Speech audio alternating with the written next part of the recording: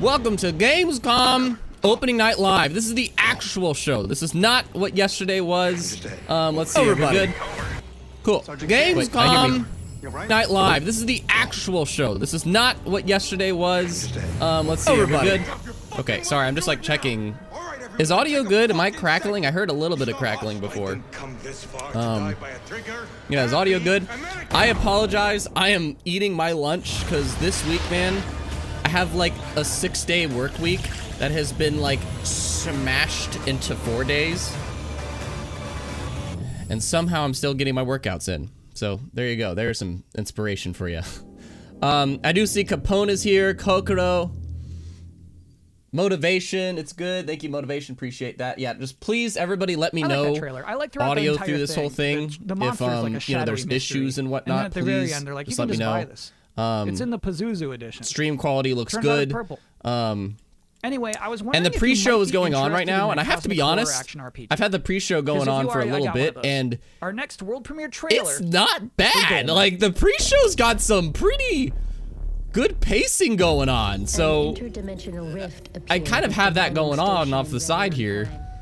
I wanted to talk about the show, but I gotta be honest, the pre-show has been kind of fire, so I don't know. We need to contain the effects of this catastrophe before it's too late. We don't know if this was I didn't make my camera bright enough, my B. or a natural phenomenon. The hell is this? See what I mean? But we know what caused This it. is opening. This is like the pre-show, and they're showing. Why does this look like Prey? Like what the fuck? They showed Street Fighter, not Street Fighter, sorry, King of Fighters 5 in the pre-show. I don't know if it's like a new King of Fighters or if it's like the Ultimate Edition, but the pre-show has had cool shit. Dahlman, the frick, man, like. I wanted to talk about stuff, but I see like Motivation. What do you hope to see? What do I hope to see? Number one is Halo Infinite. A moment no one was waiting for. He has a Hunter x Hunter thing in the background. To look forward to Gamescom Opening Night Live 2021. Number 10. Hold on. Getting to hear the phrase. Okay, he's gonna be jokey. I'm gonna mute this for just a little bit. Things I hope to see, Motivation. One, and Nato. There's Nato. Hello. I was wondering where you were, buddy. One. Something on Halo Infinite, because everybody made through a fit yesterday. Like, the Xbox show didn't have Halo Infinite? What's up with that? Hold the phone. If you go to the Gamescom awards page, you see Tales of Arise there. You see Elden Ring. You see Halo Infinite, and a few other things that were not present at the Xbox show yesterday. And everything from the Xbox show is not in the nominees for the awards at Gamescom. So my assumption is that everything that's in those award nominees for Gamescom on their site is in this show or tomorrow instead of being the Xbox show yesterday. That's my hope. That's my assumption, which means Elden Ring, which means Tales of Arise, which means the new Rainbow Six game, whatever, the Infection, whatever, Halo Infinite. Like, there's some... Mario and Rabbids? I'm like, bruh, does that mean we're gonna see all those today or not? I don't know. I don't want to make you expect to see that stuff. I'm just saying there's a kindling of hope. That's it. So, number one, they need to show some Halo, especially after last week's bad news. They need to, like, just like when Kingdom Hearts 3 got delayed, that got buried under E3's hype trailers. They need to do something else for Halo Infinite, just like the same thing. Otherwise, I'm just here to see, to be honest. I hope to see some new stuff. PlayStation's not going to be here. Nintendo's not going to be here. But Ubisoft is, EA is, so I would love to, on a personal level, I'd love to see Battlefield. But we have another world premiere trailer. This pre-show, though, has been lit. I have to admit, dude. This pre-show has been kind of lit. I'm gonna turn this up for a moment just to see what this is, because... Ooh, okay. Wait a minute, is this, I'm aware of this. I saw, like, this video of, like, the most hyped games coming to Xbox for some reason. This was one of them? I think? Is Capcom there? I didn't see Capcom on the list, Geodude. But they did show King of Fighters 5 in this pre-show. In this pre-show, they showed a dope-ass trailer for King of Fighters 5, and I'm like, The show hasn't even started and you're showing a new King of Fighters? Also, I admit I'm eating lunch because this week has been jam-packed. It's like a 6-day work week that I'm packing into 4 days. It's crazy.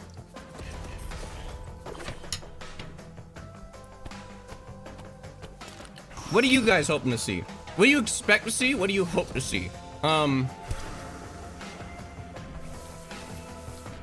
guys want to hear the safest bet that's going to be in the show? This game actually looks like a lot of, like, just kind of like artsy fun. Number one thing you could expect. I will put money down on this shit, okay? In fact, I'm just kidding. I was gonna say something kind of, but I would put money down. You're gonna see Far Cry 6 in this show. Far Cry 6, Ubisoft will not stop marketing that game. I think there is such a thing as over-marketing. Save the world, that's what it was, yeah. There's such a thing as over-marketing, and I think Ubisoft is vastly over-marketing. So, yeah, they are. Jeff Keighley, you're the host of the Game Awards. You do Summer Game Fest. I don't know what else, though. That's about it. That's my only safe expectation. Gamescom Opening Night Live unique. I always loved going to the event in Germany. The fact that it was, hundreds of thousands of gamers gathered together, which sounds like a different lifetime given the world. Try to move the mic away whenever I chew. But I love the sense of community and energy. What do you guys want to see? Gamescom ONL. This is the third year that we've done the show, and it's been an awesome partnership with Gamescom. What's made it unique is that it's a fully fan audience that's watching both online and physically when we're able to do it there. Yeah, we wish we could be in Germany this year. We're not. We're doing it live from Los Angeles again. I see that you're doing today off. Interviews with people live in person this year. That's our hope. I think it's going to happen. What do you mean that's... Oh, if everybody clears is what you're saying. I think people don't necessarily realize how difficult it is release date. to put on these shows in this time. We're honored that folks are willing to come out and be a part of the show. We did a little bit of that at Summer Game Fest. And we're going to do more of that here at Opening Night Live. Whereas last year, we literally did not have anyone on the stage but me, and everyone was on video. So yeah, this is a little bit of a combination hybrid approach to stuff. And we're really hoping to be able to do more in-person stuff in December. I saw that you have a musical act booked for the show. I think they're going to try to have the Game Awards in person in December. Who's going to be performing something tied to Tales of Arise, which is coming out in September. So yeah, musical performance for Tales of Arise. At our first Game Awards in 2014 in Las Vegas. So it's really exciting to be working with her again. She will be doing a little sort of song Lindsay based off Sterling or of one of the themes. Lindsay, what's her name? That's cool. Yeah, Jeff, I know you put a lot of care into. It's not just trailers back to back. You make it a flow. You make this into a show. Thank you. We do really try and think through, the ordering of things. It's a good blend of kind of everything, and it's not, to set expectations. This is not like wall to wall. Nato, what do you want to see, man? Because I see a lot of people in the chat saying Halo. Nato, I know you're not an Xbox guy. What would you hope to see in this show? Live has never really been like that. We have to save some of that stuff for the Game Awards. Jeff, have a great show. Have a great Opening Night Live. Thanks, Kyle. That's it, really? That's all we get. Yeah, we don't get a lot. This is the pre-show. What are you excited about for Opening Night Live? Like, I mean, you're such My number one thing is Death Stranding. You booked a Death Stranding demo. Yeah, we're really excited about what we're doing. With Death Stranding, Mr. Kojima is always up to something, and we're honored to. It's going to be like an extended look at the director's cut. He's put together a very sort of lengthy, in-depth look at different segments of the game, and I have to say, like, the footage, I was pretty blown away by what people are about to see. I mean, it feels like almost an entirely new game. On the partners list, it said PlayStation wasn't going to be here. We're honored to have some Konami is. Konami's going to be here, but on the partners list, PlayStation was not on that list. So we've got an awesome announcement about that I think people will be really excited about. And just we've got like a Splitgate. That's really cool. Splitgate. And, we're going to be in kind of season 0 for that, which is like an amazing success story of the past month. And there's even one game I'm really excited about from a single guy in Poland, Midnight Fight Express, which is an awesome sort of brawler game that was teased last year at Gamescom, and he's going to be showing kind of a new trailer of that game, which just like, I don't know, it's a little bloody and over the top, but it is like so kick-ass and cool that one individual developer can make a game on our stage. Even Valheim, we're doing a cool thing, revealing kind of some details on the next update on that game. And I just, you know, I really like to be very eclectic in who's included in the show. But yeah, there'll definitely be some good next-gen stuff. I've been informed from this interview. You just dropped a lot of good stuff. It was a good interview tonight. That's just like even a hint. I mean, we've got, you know, Lego Star Wars, we're gonna Skywalker Saga. That's probably the game I see most in my Twitter feed. People are like, want to hear more about that, because last year that was the last time people heard about that game was an Opening Night Live. We've got an extended kind of demo playthrough of Call of Duty Vanguard, which I cool. figuing that as well. So yeah, it's a lot of stuff, and definitely a few games that we haven't said anything about that'll be showing up in a cool way that we're not promoting in advance. It's a big show, right? It's like 2 hours of stuff, so lots of games, but it's an honor to be able to do it. And I really hope next year we'll be back in Cologne with, you know, a bunch of fans together and developers. But this is a nice proxy that we can all motivation. Digitally. I believe this is a 2-hour show, so grab some popcorn. Opening Night Live. Thanks, Potentially Jett. grab something Thanks, to Kyle. multitask with. The big It's show. supposed to be Gamescom 2 Opening hours. Night Live 2021 is now just minutes away. But you might be surprised to hear, I still got plenty of pre-show gas left in this tank. I still got trailers. Our next world premiere trailer, by the way, I'm still thinking about that ONL bus. So this actually has me thinking. A rhythm Hang on. combat game. A rhythm Here is combat. Okay. Soundfall. This actually has me thinking, because they say in the thing, yes, this is supposed to be around 2 hours, and they say over 30 game premieres. And so they've had like 7 in this pre-show. 7 decent ones, in my opinion. Like this, what the frick? 7 decent game premieres in this pre-show, and if the main show is 2 hours, there is supposed to be some seriously, like, PlayStation level game dev. Okay, this looks goddamn sick if it's a rhythm battle game. Holy shit, I need to make notes. Sorry. Oh god, don't cover it. This looks sick. Soundfall. I'm making notes, man. That shit looks sick. Powered by Unreal Engine. Let's go. Okay, and it's coming to consoles. Okay, I am just about wrapped up here, but we do have one last trailer in this pre-show, and it's for a brand new game from Toby Gard, creator of Tomb Raider. One more world premiere. So what I'm getting at is they're getting a lot of like the trailers out of the way here, so during the show they can just have like extended shows, like showcases, like extended demos like PlayStation does, you know?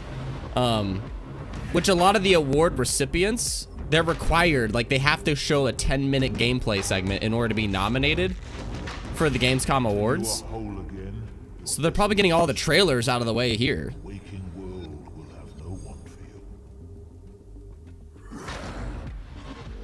From the creator of Tomb Raider, though.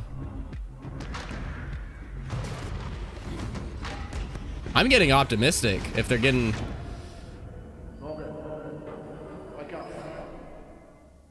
Huh. I see the perfect dark reveal confirmed. Nah. Edition, I'm officially out of stuff for this pre-show. I don't know so much for how far in the distance this will go. Like, is it going to focus on games coming soon, or is it games... Live, which is, as you can see, I don't know. We'll see. Seconds away. I'm not expecting Avowed either. Somebody said that earlier. Thanks for watching. Nato, this looks right up my alley. Perfect. All right. Let's get this show started, man. Hello, everyone around the world. I'm Jeff Keighley, and welcome to Gamescom Opening Night Live, a preview of this holiday's biggest game maxed out, and a sneak preview of what lies beyond. Over the next 2 hours, we're going to announce new games, show you the first full gameplay demo of Call of Duty Vanguard alongside star Laura Bailey, get the first new look. That's my audio maxed out. Is that Lego good? Star Wars: The Skywalker Saga, get an update on Death Stranding Director's Cut for PlayStation 5, and debut the story trailer for Far Cry 6. Plus, we're going to find out I told you. That Super Monkey Ball and so much more we can't tell you about just yet. Plus, the multi-talented Lindsay Sterling will join us to perform one of the themes from Bandai Namco's upcoming Tales of Arise. Now, all told, more than 40 games will be showcased, from the biggest ones in the world to smaller independent titles, including So they're definitely one still going to game have a good made chunk of by a trailers. single developer. I love putting together these shows, and I hope more than anything, you walk away excited about the future of games, no matter where or how you play. Now, I think this will be better than Summer I Game just wanna Fest, give personally. A special hello I think it will be. to everyone in Germany, the home of Gamescom. We really hope to see you in person in 2022. But now it's time to get on with the show. Thanks for coming, guys, by the way. Welcome to the Starting stream. with the global announcement of a new game. Thanks, everybody, for coming. It's always fun to watch this with you guys. We'll be here for 2 hours, so have someone with you. 40 games. Let's see. And this is a brand new game premiere, so we'll have some trailers. We'll have some game, like, demos to show. And I think this will be better than Summer Game Fest. Yep. Here it comes. So thanks for coming by. And I got the deal. We'll see you on Twitch tomorrow. You know they're heading your way. If you want to follow me on Twitch, we'll talk about this tomorrow. Link in the description. Was that a gunshot? Yeah, they shot the dealer. That is so unprofessional. There's a lot of them. Can we do this? And the audio's good, chat? Nina, you good? Yeah, let's do it. Great. Whenever you're ready, Kevin. What are you guys thinking for dinner tonight? How about my world famous chili con carne? Saints Row?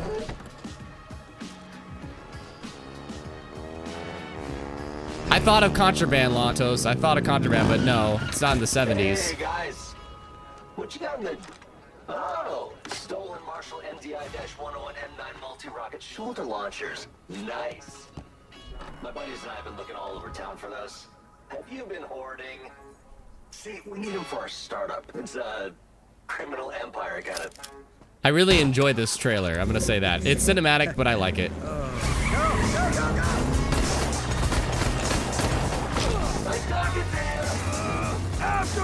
The audio is maxed out, so I'm not sure how to improve it much.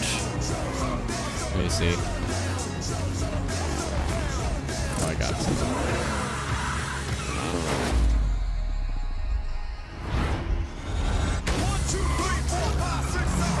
There's a little bit more.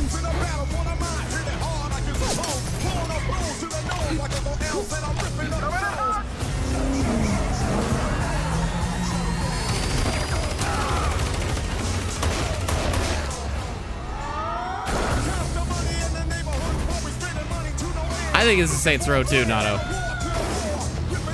I really enjoy the cinematic trailer. People diss cinematic trailers, but I still enjoy them for the first time reveals. That's it. Just for the first time reveals. You should buckle up. I think this is Saints Row.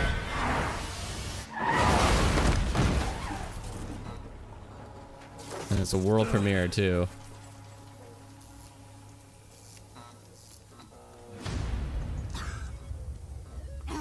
Kevin!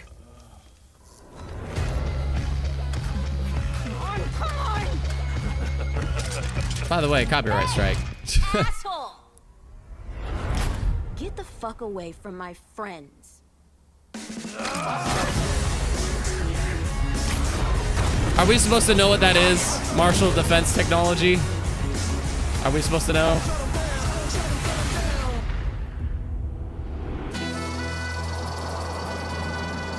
Bruh! Bruh! Way to kick this off on a great note, bitch. Wow. Self-made? Saints Row? What does that mean? Bruh, let's go. Good start, man. Saints Row, and joining me now is one of the Nice. It's been so long. Charles, Bryce, welcome to Opening Night Live. It's been so long. This is an exciting announcement. We just want to know, what can you tell us about the new Saints Row? We see you there behind us, right? Your character. Yes. Well, before I get into all that, I have to say I am just so excited to be here, and I am incredibly proud and honored to be a part of this game. and to work with the Volition team. And speaking of Volition, and getting back to your question, I can tell you that Volition took a really fresh approach to Saints Row this time around. I think it's evident by that awesome trailer that they went back to the drawing board and essentially created everything from scratch. We got new characters, new city, new gangs to take on, the whole deal. So I play the boss. That's the character that the player becomes. And the boss, along with their 3 friends, Nina, Kevin, and Eli, the whole group right there, they go on this wild ride to create their own criminal empire, to be self-made. That's their whole mantra, right? Basically, it's all about earning your own success. Self-made. You mentioned the city. We can see it behind us. Tell us a bit about this city. Where is it? What is it?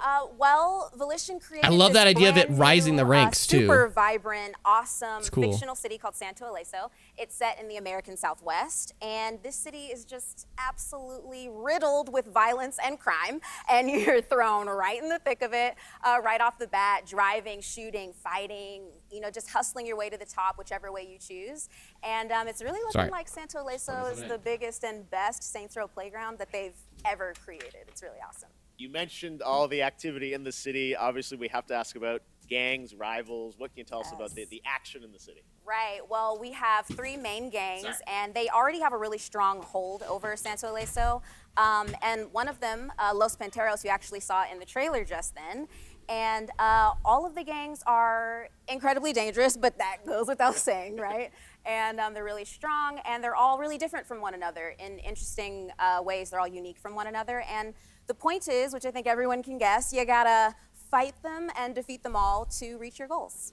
Well, we are excited to learn more about this game. I think I'm saying. I just hope it's not repetitive, you know? But we want to see the game. Yes. Bryce, you got anything more for us? Yes, I actually do. I've got another exclusive for y'all. You know, got to keep everybody hyped for this reboot. So I got a little taste of what the game actually looks like. So buckle up and get ready for another wild ride with Saints Row. Amazing. Bryce Charles, thank you so much for joining Saints us. Row is just a game to have fun. I have not played it, but I've watched my friends play it for hours, and it's just ridiculous. That's all.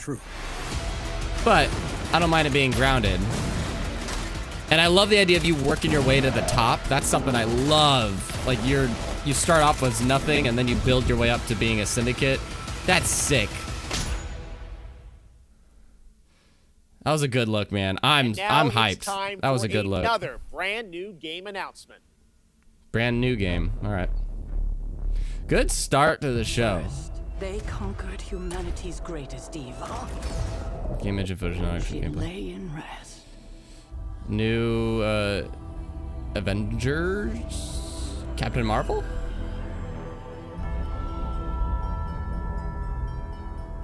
I know those threats from beyond our stars. That was a quick snippet, but I really like that gameplay of Saints Row. Yeah, Captain Marvel. Okay. Oh, and Doctor Strange. If you'd be so kind. Is that Ghost Rider? Whoa, that's a cool design for Ghost Rider.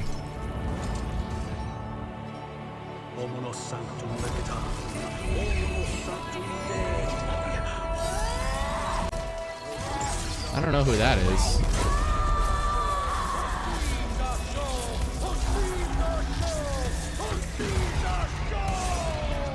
Wolverine.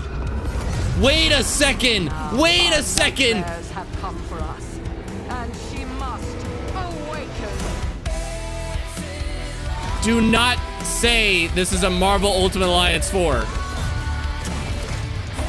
Do not say it's Marvel Ultimate Alliance 4. My dick will. Do not say that shit, dude. This isn't the Avengers project. I think this is something else because the amount of heroes.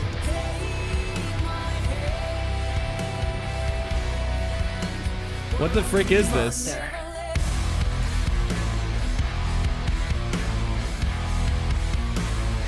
What is happening, dude? Yeah, this is something else. This is something new.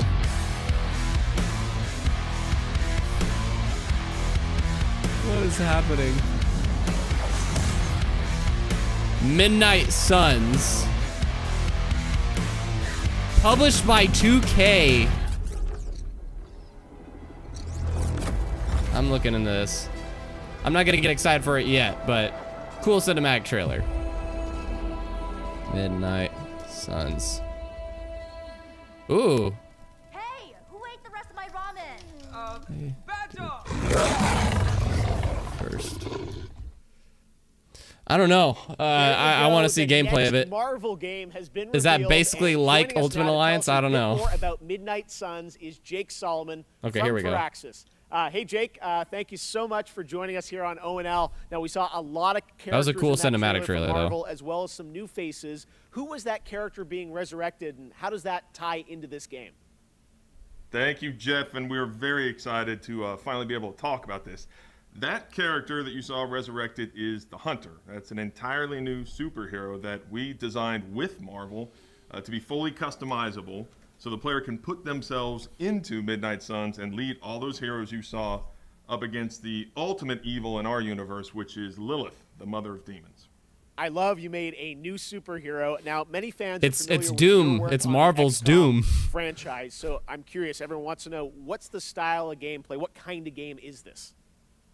Yeah. Midnight Suns is a tactics RPG, so you're not just fighting alongside all these legends of the Marvel Universe that we all know and love. Tactics but you're actually RPG. living alongside them. And the relationships that you form with those heroes, the heroes of your choice, are as important as the items and the abilities that you bring into combat. And we are really excited to show gameplay on September 1st, with the game coming out March 2022.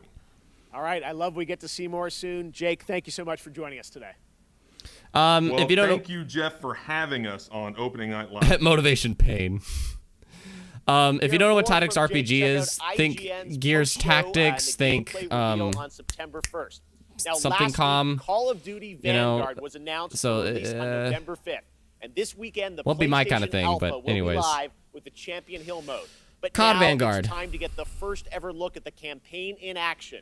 And to do that, we are joined by Dave Swenson from Sledgehammer Games. I hope and they Laura slow Bailey, down. one of the stars of the show, and the winner last year of Best Performance at the Game Awards. Great to have Laura you Bailey's guys in the with game, us. We I are guess. so excited to get into the real gameplay. But first, Dave, you guys did Call of Duty World War II a couple I years want them ago, to slow down, 2017, man. Sledgehammer. Now you're going back to WW2. I don't want it to How drag in is the middle. Vanguard Jeff tends to do different that. than before? First of all, I gotta say it's awesome to be here. So thank you so much. Thanks for coming out. And it's also like it's super, thrilling to be able to represent the team behind Vanguard. So Vanguard is a totally new take on World War II. World War II is known for huge, epic battles on big battlefields, and those happen not only in the Western Front but also in the Eastern Front, in the Pacific, in North Africa. And in Vanguard, you're going to be able to go to all of those locations and play in all those locations. But for the team, something that resonated even more with us were the real stories of the real people who fought in World War II.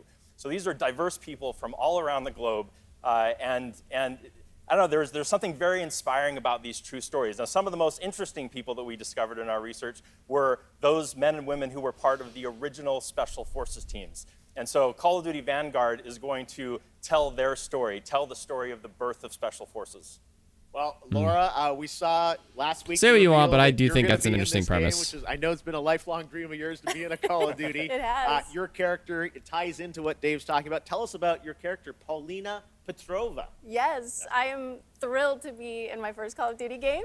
It's crazy because there's not, a lot of female roles in media about historical war for obvious reasons. And that's one of the things that struck me about Paulina, and when I started researching for the role, was how many women were actually in the Soviet Army in World War II. There were tank operators and there were fighter pilots, and some of them, like Paulina, were snipers. And so it's just really cool to get to play a character that pays homage to someone like Lyudmila Pavlichenko, who is and was one of the deadliest snipers of all time. All right. Well, I love that you guys take the reality, but obviously put the Call of Duty spin on it. Let's talk a bit about what you guys are going to show today. I know, Treyarch's working on zombies. You guys are working on an awesome campaign. We saw some multiplayer this weekend, but now we're going to do kind of a full level playthrough of a bunch of stuff in the game. What are we about to see here today? That's right. So as I mentioned earlier, the Vanguard campaign is telling the story of the birth of Special Forces. And that leads right into multiplayer. On day one, there's going to be 20 maps so that people can go in and play their favorite Special Forces operators, one of which is Polina Petrova. Yeah. And so what we're going to show today, which we're really excited to show, this is gameplay. This was captured in-engine. And we're going to show Polina's story. Now, the Vanguard campaign starts with the team, Polina Petrova and her team, on their first Special Forces mission going into Berlin right at the end of the war in April of 1945. But this wasn't the start of the war for Polina. Polina started the war as a nurse on the Eastern Front. And so what we're going to see right now is Stalingrad. We're going to see Polina in Stalingrad and view her experience when Stalingrad was invaded by the Germans. Laura, any setup here for what point in Paulina's life or character? Negative Geodude. Yeah, I mean, at the start of the game, you really see her as a total badass. You know, she's no nonsense. Nothing rattles her, and that's not an act. She's seen it all. She's looked the devil in the eye and said, "I'm coming for you." And in this level, you really get to see what makes her become that way. You know, she's bright and almost innocent in her outlook, and shit happens. Okay. All right. Shit it's happens. about to happen right here, guys. Thank you so much for joining us. We are now going to get this. Say what you want about the COD series. I never play them, but their campaigns are dope. Their campaigns are pretty freaking sick. Like, say what you want, but they are. And I do think the premise of like the first ever Special Forces, I think that is a neat premise, personally. Instead of just being in war, it's like, what if there was the birth of the Special Ops, those teams that go on these missions as like a very small group or solo or something? This engine looks kind of bonkers.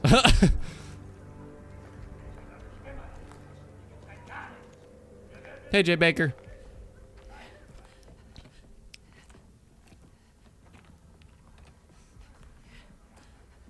This engine is kind of bonkers, bro.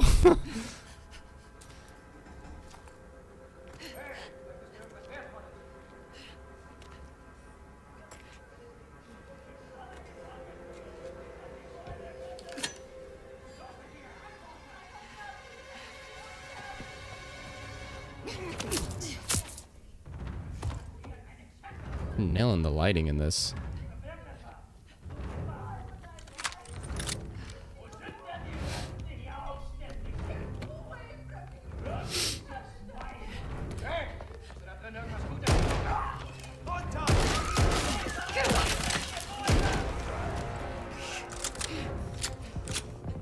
I already like the feel of it. I do have to say. I like the feel, I like the look.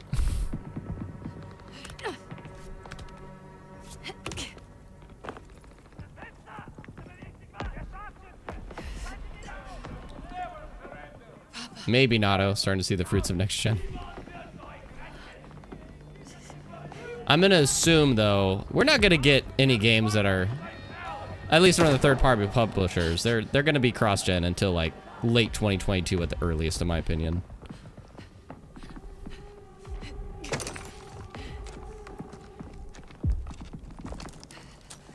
Joey thinks the UI looks like MW19.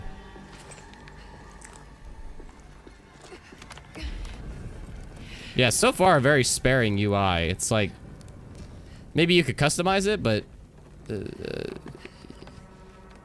it's very, very just out of the way. I like that blurring out of the camera as you open. That was cool.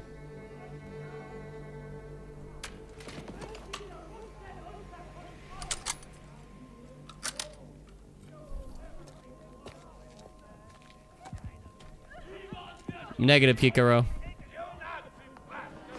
Phasmo has not been anywhere near here. Oh! Save them! Oh. Ow! Get out of there, Jesus.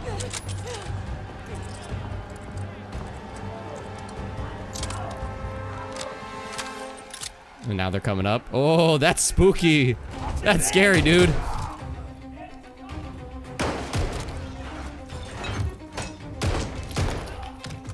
Could you shoot through the wall? Or was that just a miss? I dig the music. The music is good. I dig the music. This is good. I have to say, this is good, in my opinion. Just overall presentation-wise, very nice.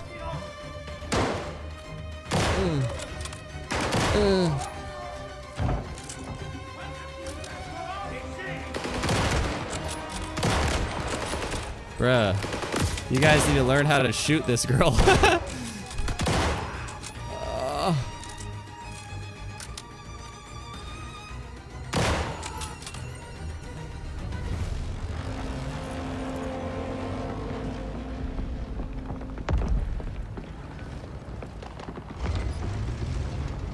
Also, I just want to make sure.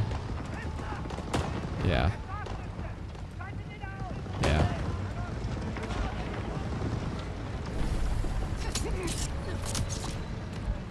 Okay, that was kind of...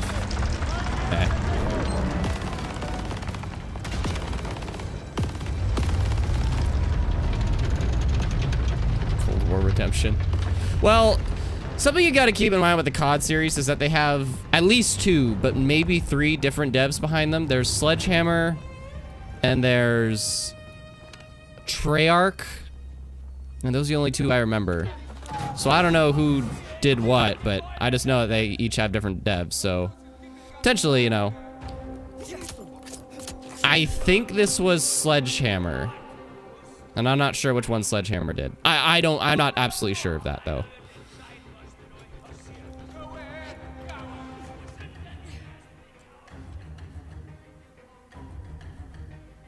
The music is killer. I have to say, I am loving the music right now. It's very... I love the music.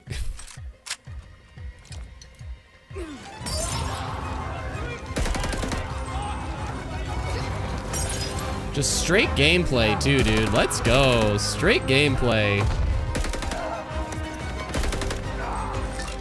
This is good shit, dude. I'm gonna have a lot of reaction support. I don't know. I might port this one. 1 hour earlier.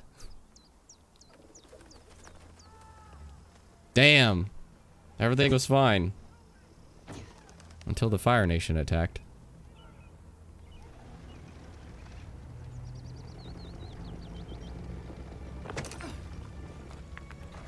I see everybody mentioning Raven.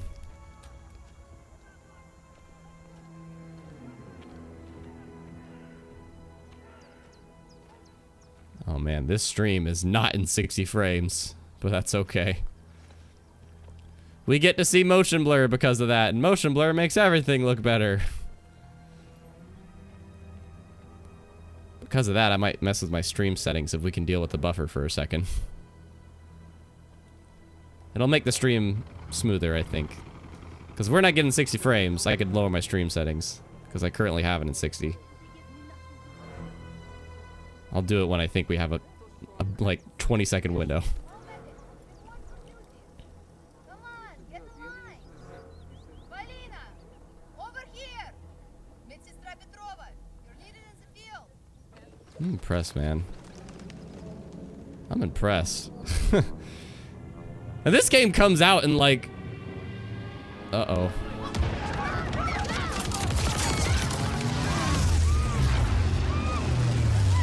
Damn.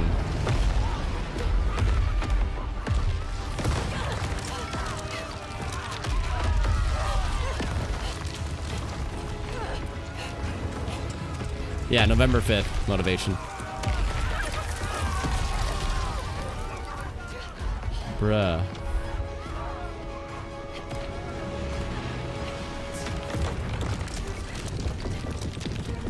I have such a genuine smile on my face. I was not expecting to be this impressed by this. Holy shit, dude.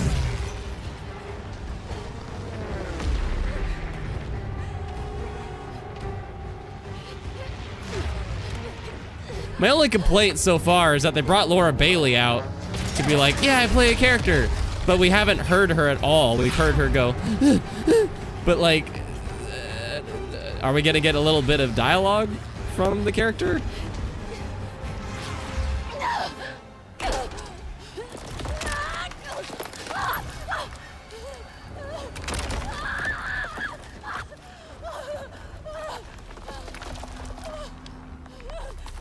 Dude.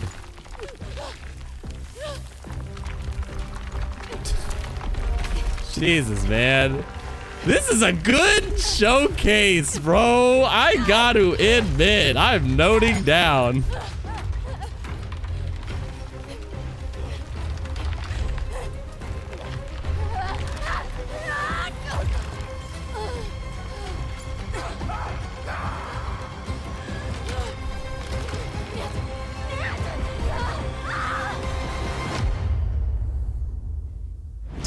Great gameplay, bro. Nice show. Nice showing.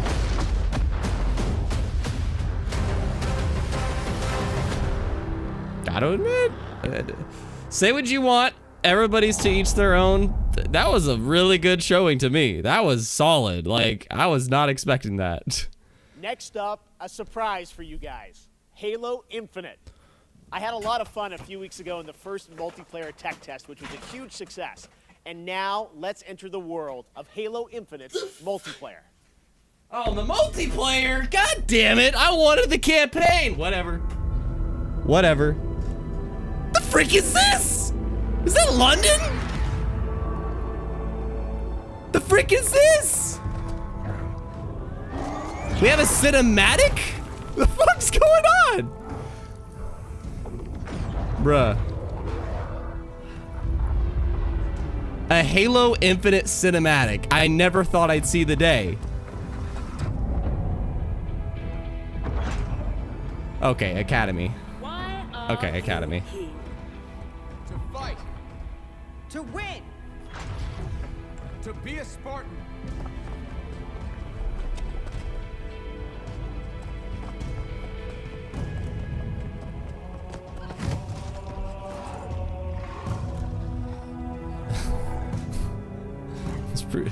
Those brute designs are sick. Oh, bro. Let's bury the bad news. Let's bury the bad news, man.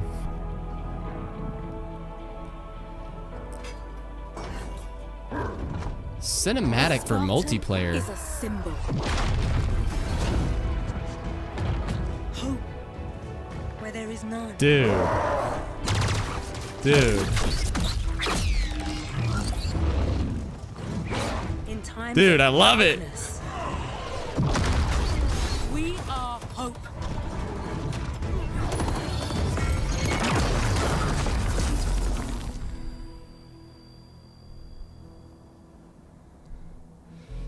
Spartans are hope. Such a different theme. Oh, that's such a different theme than Halo 5, dude. Let's freaking go. And together. Together, we are unstoppable. It's not about war games. It's about being a goddamn Spartan, bitch. Oh. Candidates, are you ready? Yes, she became the coach. What's up? Good. Who's first? Okay. Oh, go away, gray screen. Please don't do anything weird. Not during the Halo part. I beg you. I dug the cinematic, but let's get into it. I'm excited to welcome Joseph Staten, the head of creative What's up, for Joe? Halo Infinite. Hi, Joseph. Big Joe. Thanks for coming here. Thanks for coming here, Joe. You in person. Yes, thank you so much for coming down all the way from Seattle. I know you guys are working very hard on the game, but you made the trek to Opening Night Live, and it means a lot to us. What did we just see there? So that was the introduction to Halo Infinite multiplayer's first free-to-play season, where you'll meet Commander Agrinia, the leader of a whole new generation of Spartans. And Agrinia is a key character as you begin your own personal Spartan journey that will continue from season to season. Wow, it looks great. Speaking of multiplayer, the tests, I was playing a couple weeks ago, tons of fun. I know. Oh, did you play? Yes, that's and the great. team had, I think, a lot of great feedback from the fans. Yo, it's gone, Joey. And I think everyone wants to know, how is development going on the game? Yeah, well, like you said, we started flighting our multiplayer earlier this month. And I gotta say, it was great to see the positive reaction and all the energy that came out of the test. And I just want to thank everybody for jumping in and playing. At the same time, we're putting the finishing touches on our most wide open and adventure-filled Halo campaign ever. Yes. Don't kill me. Today, Don't kill me. I'd like to announce Don't that kill me. Halo Infinite's campaign and multiplayer will launch together on December 8th this year. December 8th, it's real. This holiday, just as you promised. Well, I know you and the team have been working so I don't care hard, about the anniversary. to land I don't this care. exciting That's fine. Give me multiplayer November to play Forza. will be coming this year because it's kind of an important year. It's the 20th December anniversary 8th. of Xbox and Halo, right? That's right. It's a big year. And for this 20th anniversary, we December might have something 8th. a little special up our sleeves. Oh, okay. Well, shall we take a look? Why don't we? Let's do it. For the anniversary. Get ready. Bruh, don't kill me. Don't kill me. You have certain plans for the anniversary. What is that if the game releases after? That's a release date, Nato. That's a release date. Oh, the controller. Okay. An Elite controller, too. Of course there is. Why not? So there's a Forza controller and there's a Halo controller. But... let's get the hype going, man. Let's get the hype going.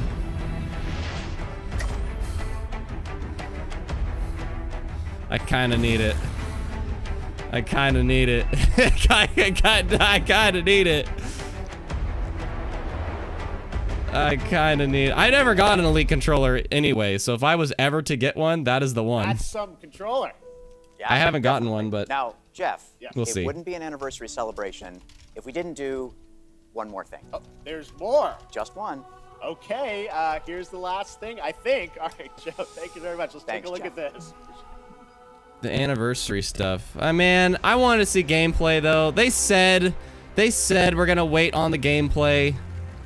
They said they want to wait until, you know, they're done with shutdown. Can anyone hear me? Over.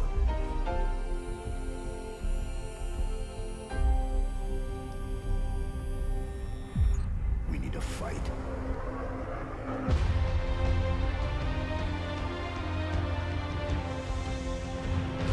Get ready.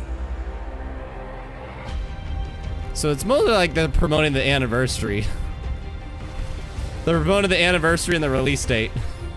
And showed that cinematic. It's an Xbox! Motherfuckers! You son of a bitch! You son of a freaking bitch! It's an Xbox! God damn it! I already have one! I already have one, you mother trucker. Whatever, man. Whatever. You have fun with it. You have fun with it. Congratulations to people that couldn't get a goddamn Xbox, and now you get to get that. Congratulations. And of course, it's available on the anniversary. So at least there's some stuff for the anniversary. Next up, it's time for another brand new game announcement. An unholy but adorable I'll take that for union now. between developer Massive Monster and Devolver Digital. I'll take that for now. This roguelike Moving on. action-adventure is set in a super cute and undeniably Moving on. dark world. Coming next year, here is the exclusive reveal of Cult of the Lamb. Cult of the Lamb. I think they should have spread out some of that shit, man. Jeff has this habit of his shows of putting so much cool stuff at the beginning, saving maybe something cool for the end, but the middle just drags. I feel like that's like all of Jeff's shows, if not like 8 out of 10. So I really hope he didn't just bust out, you know, here's Saints Row, here's Halo, here's COD. I really hope that he spread some stuff into the show instead of just having the hype intro like that. I really hope so. Dotbot, I just got my box, damn it. Yeah. Hey, if you just got it, you can send it back if you haven't opened it. But good luck getting that console. That's the thing. Good luck getting freaking... Good luck getting that Xbox. That's gonna be hard. Okay, this actually looks kind of cool. Okay, this actually looks kind of cool.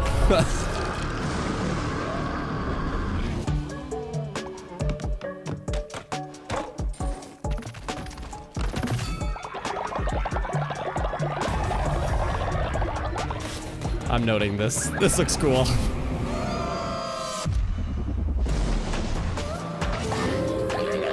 Dude, you'll get the Halo controller, right? Dude, that thing's gonna cost 120 bucks or 130. I'm not rich. Maybe someday. Dude, this looks sick. I really dig it.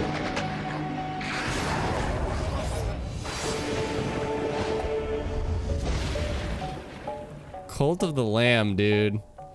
I think that game looks pretty dang awesome. I'm not gonna lie. I think it looks freaking dope. That's probably one of the highlights for me, I gotta be honest. We love to show off games made by big teams on Opening Night Live and also small teams, like one person. This next game was first previewed at Gamescom 2020, and now this single developer, a 30-year-old father in Poland, is back to show us an update on a really exciting game that caught my eye for its over-the-top action. It is coming next year to consoles, PC, and Xbox Game Pass. I hope you enjoy it. It's a little over the top, but it looks so fun. This is Midnight Fight Express. Fight Express. Why do I feel like this is gonna be so goofy? I'm still winding down from Halo. Sorry. Made by a single person. And then when you play the game and go to the credits will just keep rolling, rolling, rolling.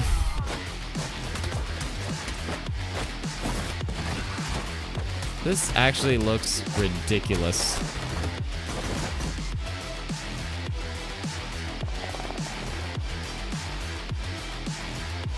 Joey, did it say Game Pass? Where did it say Game Pass? Why did you say, oh cool, Game Pass?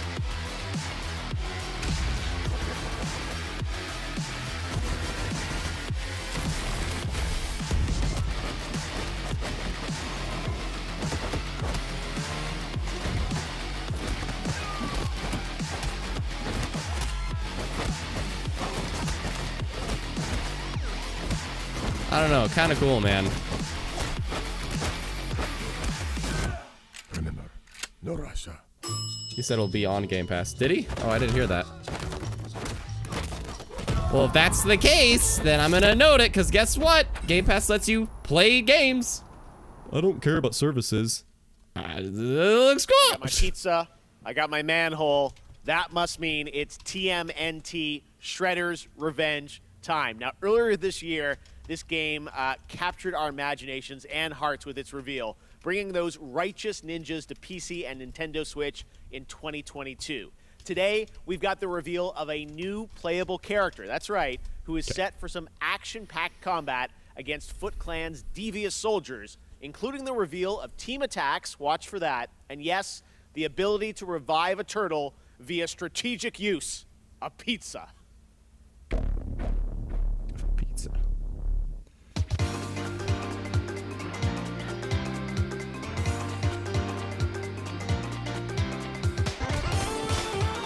Say what 5 times fast? Strategic use of pizza. Strategic use of pizza. Strategic use of pizza. Strategic use of pizza. Strategic use of pizza.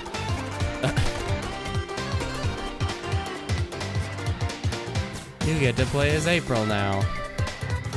And she's all muscly. What is this? This is so retro. I appreciate when there's some devs out there that make games like this still.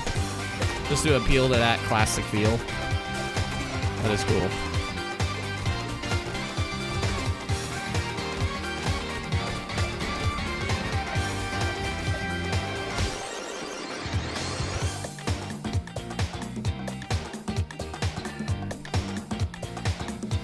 Neat.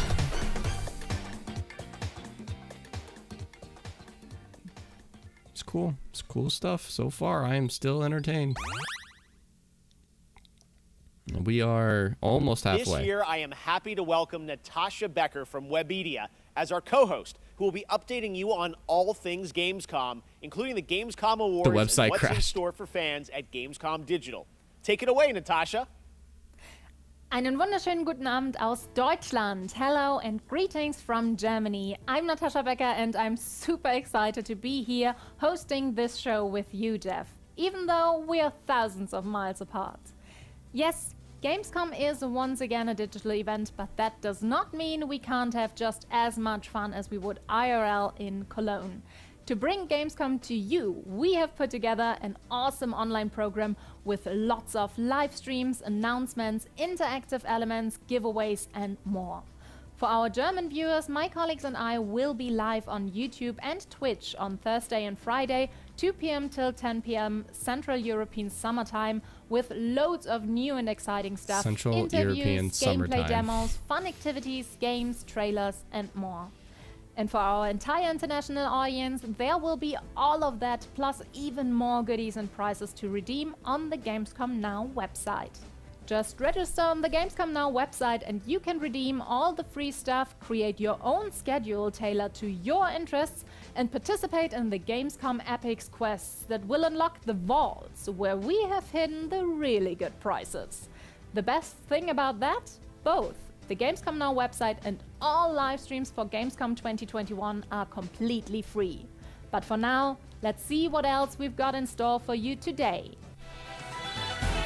So there's giveaways, new trailers, and blah blah blah. But honestly, I don't care about the Demon Slayer game, so apologies about that. Taylor, sucks I missed most of the Halo stuff. You showed up during the Halo stuff, and all you missed was an opening cinematic. Personally, I'm really disappointed with the Halo stuff that they showed. Not like really disappointed, but it's like it more was marketing the anniversary, in my opinion, than Infinite itself. But the cinematic was cool, and finally getting the damn release date was cool. So thanks for that. We specialize in accessibility coverage, from reviews. I still wish there was some damn but we don't just stop that. Our campaign workshops help gameplay though. studios expand their knowledge about Really want to see that accessibility and campaign inclusivity gameplay. in games and communities. Writers, community managers, and user researchers learn best practices for every aspect of their work. Really want to see that campaign gameplay. Oh, this is our part where we have sponsors. Cool, I get to turn this down. Yeah, I just really want to see that campaign gameplay, that's all. Sega franchise celebrates 20 years of monkey magic. Here's when Sega. Super Monkey Ball Banana Mania launches on October 5th. With Super As you've Monkey probably Ball. seen online, there are some great guest characters in the release, including Beat from Jet Set Radio, Sonic and Tails, and someone else who is set to join the Monkey Gang later this year. Check this out. Oh boy. How much you want to bet they're going to end the show with Elden Ring? I bet you.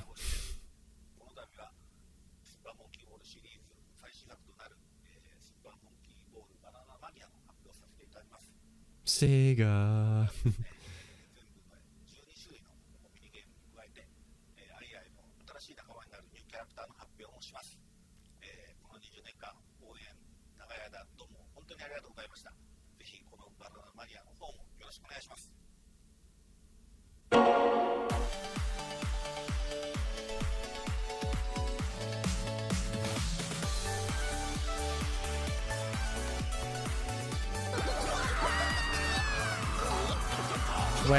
Games.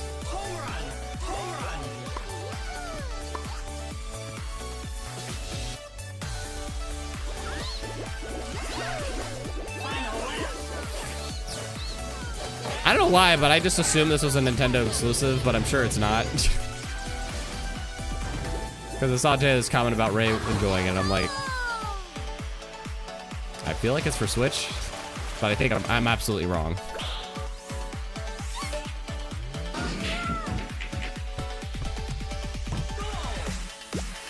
Is that just AIs helping?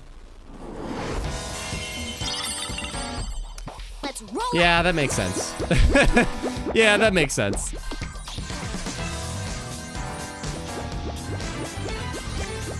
Kind of out of nowhere, but that...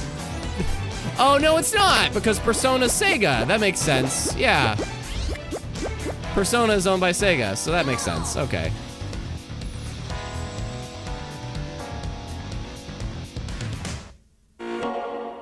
Yeah.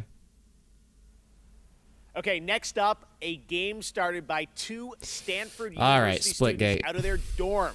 This summer, their first release, Splitgate, started setting records with the open beta. More than 10 million downloads across PC, PlayStation, and Xbox.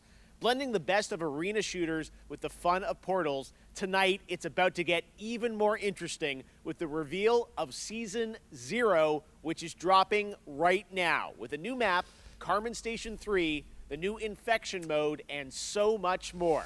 Check it out. This game is Halo and Portal combined. I downloaded it. I haven't tried it yet. I just watched the gameplay. I feel too overwhelmed. It just seems too crazy. It seems way too crazy with how the portals work. I feel like I just barf. I gotta respect it though. I respect it immensely.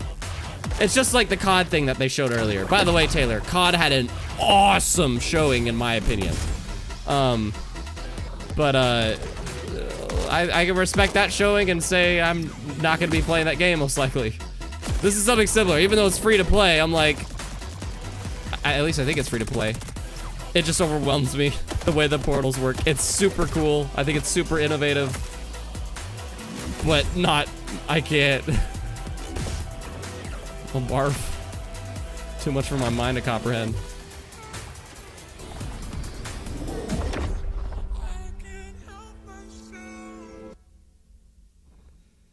Season 0 launches now. And now, here's a brand new look at Riders Republic from Ubisoft. Yay!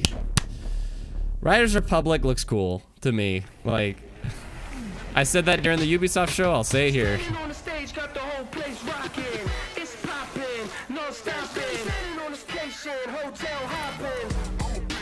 Hey man, I've been hearing a lot about you. Displaying lots and lots of potential. Whew, I'm Suki, by the way. I spent years competing at the highest level. What I discovered is that there's so much more to the Republic than meets the eye. So that adventure, exploration, and connecting with the outdoors on a whole new level. This place is called the Riders Ridge. It's the heart and soul of the Republic. Team up with friends, other riders, and compete against each other. Yep. It's up to you to prove your worth in the Republic. Take on sponsored events, or pit yourself against other riders in the biggest, most competitive mass races. As the wins roll in, you'll attract bigger sponsors, better gear, and earn your spot among the best riders the Ridge community has to offer. I'd really like to introduce you to someone. This is Brett. He's kind of a big deal. Bike, ski, wingsuit, legendary status in all three. He's always looking for riders who have the potential to become champions.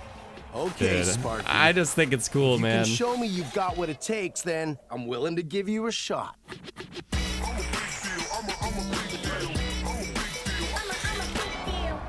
It's now time dude, for you I'm to not win more than surprised. gold. Don't worry. We got your back. Now go get him. Dude. This is probably the closest thing to a sports game that I am like kind of wanting. It's the closest thing that isn't Forza, because Forza I'm only interested in because it's on Game Pass, but like this is one that I'm just like hot diggity Riders dog. Republic beta started a few days ago Public for a beta, selection though. of registered players who challenged each other in this massive multiplayer outdoor sports playground. And we have some more news to share. I'm happy to announce that starting now until August 28th, the beta is open for everyone for free on PC and consoles. You're invited to join frantic 50-player mass races, compete in a variety of multiplayer modes, or to free roam an open world set within some of the most famous U.S. national parks. The game releases this fall on October 28th. To learn more, check out ridersrepublic.com. And now, let's check back in with Natasha. Okay, let's get to our first award. There are a lot of great games coming to Xbox in the next few months, and we have narrowed it down to 3 very strong contenders. Which one of them will take the Gamescom Award home tonight? Oh, right, the awards best things. Microsoft Xbox game are the But this is action kind of RPG BS, Elden though. Ring by From Software, Because Ubisoft's first-person like, shooter look at that. Far Cry 6, the long-awaited Halo Infinite from 343 Industries. To me, like, the only nominee and the is winner for Halo Best Infinite. Microsoft Xbox game Elden Ring. 2021 is Elden Ring. Halo Infinite. Oh, okay. Congratulations. Hi, I'm Greg Stone, and I'm the lead producer for the campaign on Halo Infinite. And I'm Damon Kahn, lead producer of multiplayer on Halo Infinite. I just think it's weird because they have like third-party stuff in it. We want to thank you for naming Halo Infinite Best Xbox Game. Since our start together 20 years ago, And plus, Forza wasn't here either. Forza wasn't here either, so it's weird. Continue that tradition as we move towards our launch this holiday. And we want to thank the fans. Some of you got a chance to play the tech preview recently. Just know that there's more on the way. Lastly, a giant thanks to the team. Without your tireless dedication, we wouldn't be here. Thank you. Hello? Oh, okay. Oh, okay. Trailer for Game Pass. Gotcha. Psychonauts is out today! Mofo. Dude, that would be cool if they had actual athletes as coaches. That would be kind of neat. I bet most of those sales is probably scalpers. Oh, probably. I still need to finish 12 minutes. I'm close, I hope. Technically, you still have to pay to play these games. Great. Yeah, you know what? Buy them each individually. Yeah. Which one would you rather do?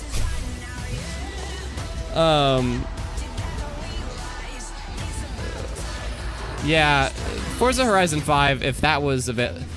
Have they talked about Scorn at all? We're not... And now Halo Infinite has a release date, bitch. The first Halo game in December. And of course they staged this right after the, Oh god, thanks for reminding me of all the crazy shit God. There's too much to goddamn play.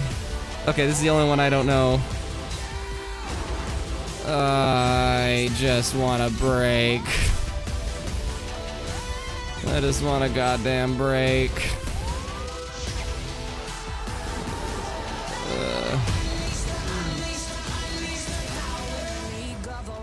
I think that Halo Infinite release date is a good time, actually, because it gives, like, a month for Forza for Xbox. Let Forza be their game for November. And that way they kind of had a lot of things covered. Because then there was, like, you know, January, Microsoft Flight Simulator. August. Psychonauts 2, I was actually very interested in this game. And it's coming out November 18th. Capone, I know you and me were interested in this, dude. Comes out November 18th, son of a biscuit. Century of Ashes.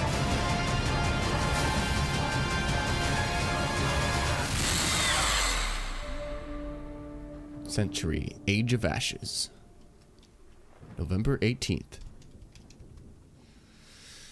But it's only on Steam. Hello? Oh, okay. Anyways, I think it's a good space because July is Microsoft Flight Sim, August is Psychonauts 2, November is Forza Horizon 5, December is Halo Infinite, and then next year they're gonna have like 6 months of first-party games, and then people will be like, Xbox doesn't have any first-party games made. I'm like, look at a calendar. Look at a calendar. Anyways, dude, so many games coming. I've yet to finish my backlog. FIFA! Just kidding. Oh, free to play. Fair to play. Coming soon. UFL. Okay. Hello, folks. My name is Eugene. I'm the CEO at Strikers Inc. Our studio has been founded to change the world of football simulation games forever. I'd like to introduce you to UFL. Dragon, shut up. Dragon just put up a crazy point. Don't you dare, boy. Don't you dare. That'd be bonkers. No way. No way. So stay tuned and have a fantastic Gamescom experience. It has been a full year since we've had an update on Lego Star Wars: The Skywalker Saga. The first time you get to play all 9 films in one game. And looks like everyone's come out tonight. Jar Jar, 3PO, everybody. All right, that changes today, though, with a brand new look at the game. We're so excited to show this to you. Check it out. Star Wars, the Skywalker Saga. Promise me you will train the boy. Yes, Master. I was once a Jedi Knight. The same as your father. How did my father die? Shit. What know you of Ready? The rebellion is reborn today. So the war is just beginning, and I just want to say, not be the last Jedi. Like, if I had all the time and money in the world, this game I actually would love to play. Believe it or not. Bro, if I had all the time and money in the world, I honestly would like to play this game.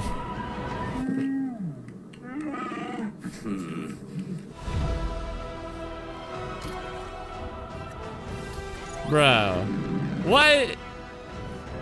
What?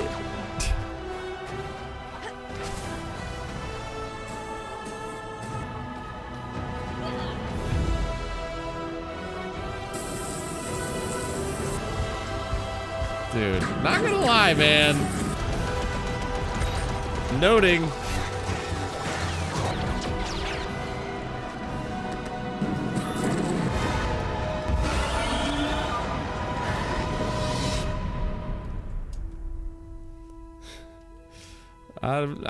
I'm just saying, man. If I had all the time and money in the world. The boy has no patience. He is not ready. I am ready. Ben, I can be a Jedi. Ben, tell him I'm ready. It just will make it all more fun, that's all. Gotta show Anakin killing younglings or it's not For the legit. past 2 years, Next Studios in Shanghai have been bringing to life their vision for a new style of shooter experience on PC. A game called Synced Off Planet. It's a new kind of companion shooter where teamwork and tactics are important, but so are the enemy nanos you can weaponize and have fight on your side. Tomorrow, I'll be hosting a special Gamescom showcase with lots of in-depth info on Synced Off Planet. But right now, here's the re-revealed trailer for Synced Off Planet.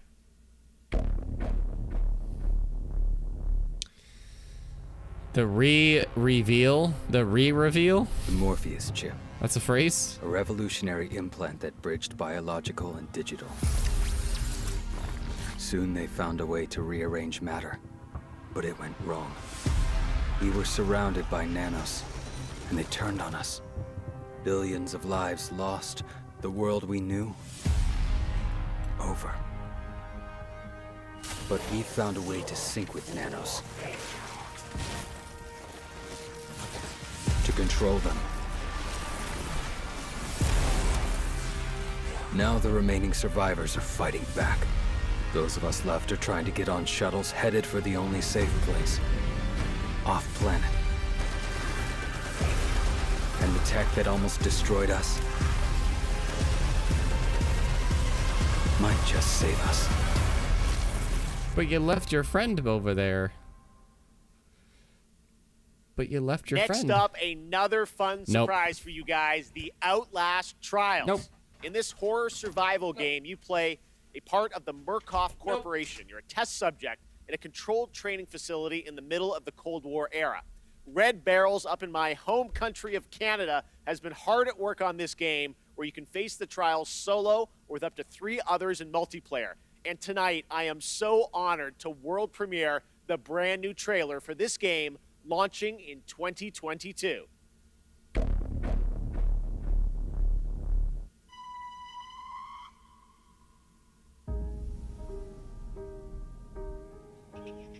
I want you to know that you are safe. I'm your friend. Why did you come here?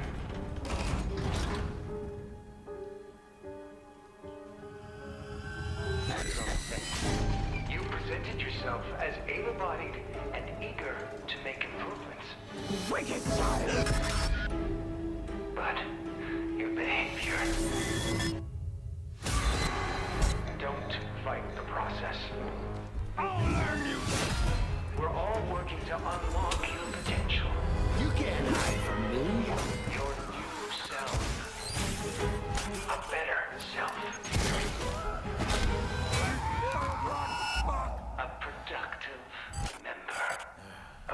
anxiety. Thank you for volunteering for the therapy. Nope. We are all going to get better. Together. Nope. Nope. Nope. Next up, something a little lighter. We're going to head into the Yay, creature-collecting something lighter. open world of DokeV from Pearl Abyss in South Korea. This unique, vibrant world looks absolutely beautiful. What you're about to see is actual gameplay footage from this action-adventure experience where you befriend these adorable beings that gain strength from people's dreams.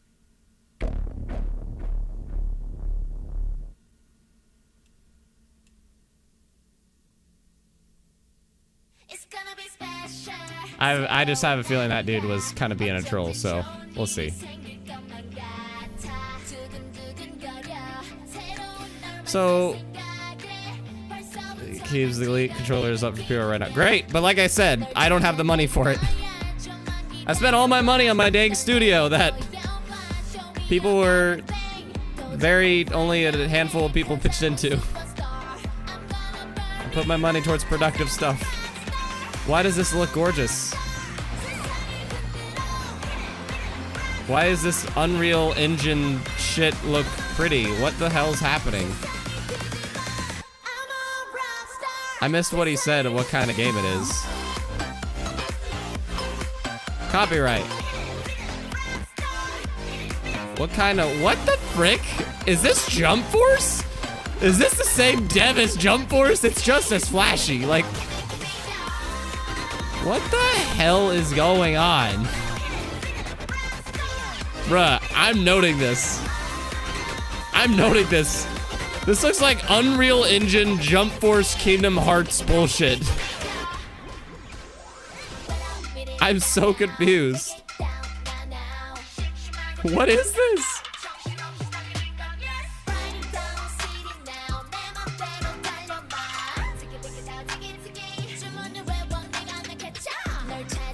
Why did they make this look so damn good? I'm so confused.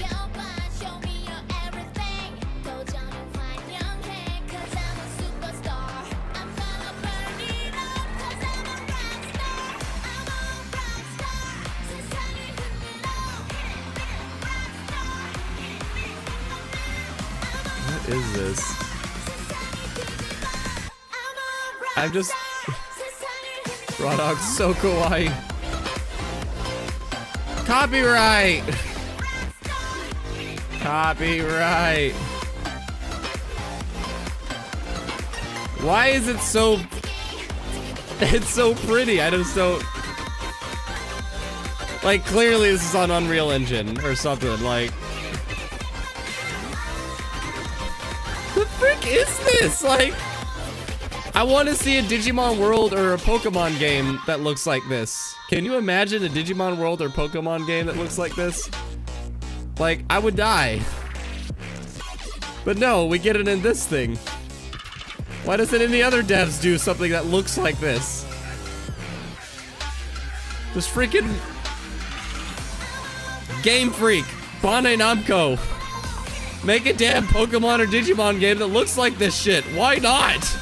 That would be sick. And it's still going.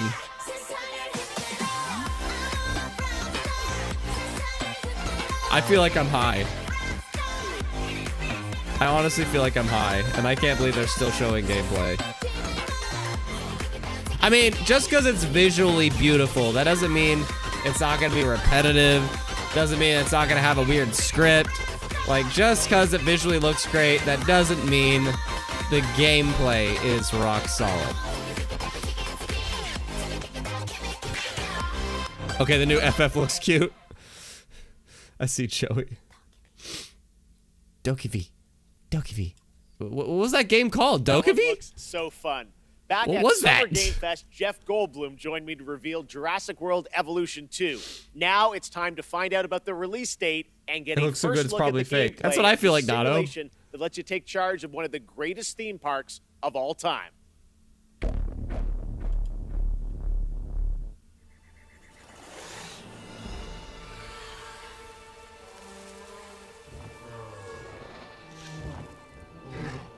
DokeV. Yeah, okay, now it's got it.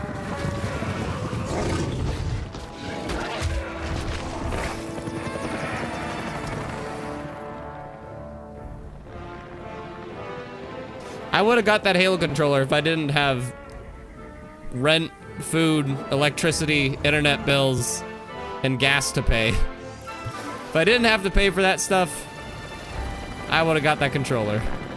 Alas, adulting sucks.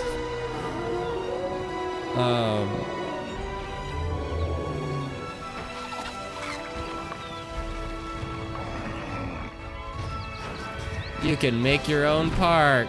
Taylor, are you here? Isn't this something you would want to do?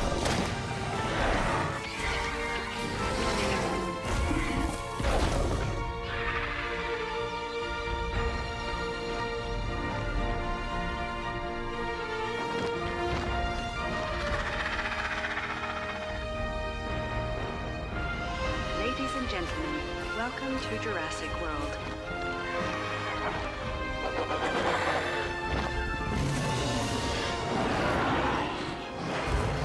Joey, I'm trying to save up for a phone, but that controller was more important than the phone. As Nada would say, we each have our own values. That is for sure.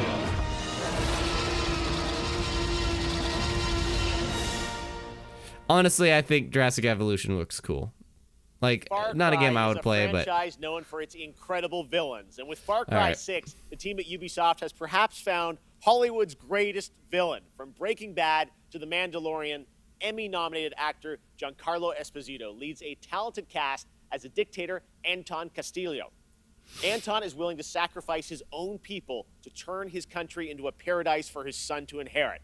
As Danny Rojas, you will join the guerrillas who oppose him in their fight across the island nation of Yara. If you like a deep story with compelling characters, Far Cry 6 I'd love to should see be just at the straight top gameplay your of list this. later this year. Let's take a closer look with the world premiere story trailer for Far Cry 6 coming this October. Yeah, can you do... they said story trailer, but I'd love to see just, like, straight gameplay of it. Miss Tilly, I'm afraid I only have a few minutes. Let's get right to it. Yesterday, your network, YaraVision, was hijacked by rebels. Oh, don't shoot! They called for the liberation of so-called outcasts from Viviro labor camps. Is Viviro produced with slave labor? Viviro saves millions of lives. Do you think that those lives care where it comes from? You were imprisoned at the age of 13, the same age as Diego. You spent a lot of time with your father. He is a great teacher. A lion finds calm before the kill. Fire me! I understand you were forced to endure 15 years of hard labor, pruning tobacco. I hear you still have the blade. When Yara becomes paradise, my methods, no one will care.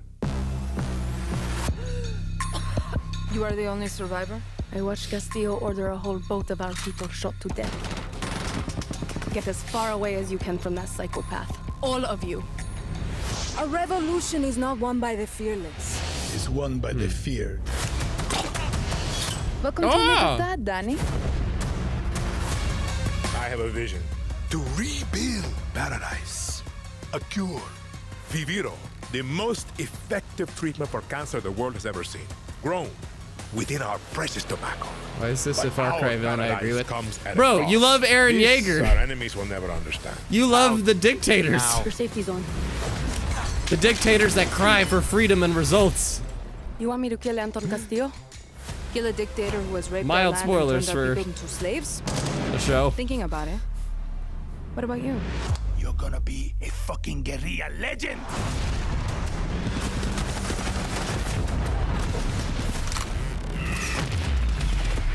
I am not fearless. But I promise you one thing. I will be fearless. There are lions and there are lambs. Rule or be ruled. You are a lion. And we eat the fucking lambs. I don't know. I cannot just want wait to see gameplay of it, and that's about it. In it. All right, now it's time to catch up on Bloodhunt. We showed you this free-to-play battle royale game from Shark Mob back at Summer Game Fest, and it just keeps looking better. I don't remember seeing this. Depending on which clan allegiance you go for when creating your own vampire, your playstyle can dramatically change, allowing for a broad range of ways to survive the night. So tonight, we're going to get introduced to one of these clans and their traits. So Bloodhunt is a vampire battle royale? I feel like this must not have impressed me if I don't remember it from the Summer Game Fest, because that concept sounds amazing.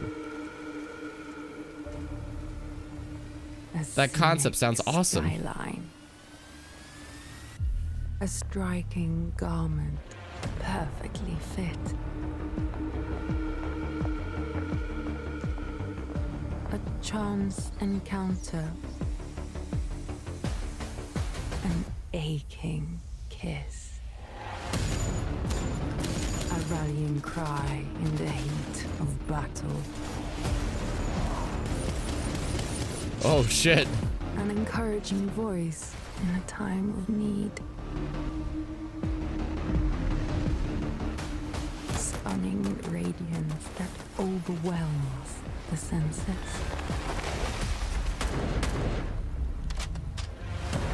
What? Deadly poise. I'm assuming vampires are weak to light, but you can create light? A humbled foe begging for mercy.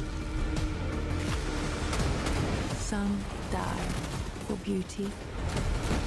We kill for it. We are artists. We are Toreador.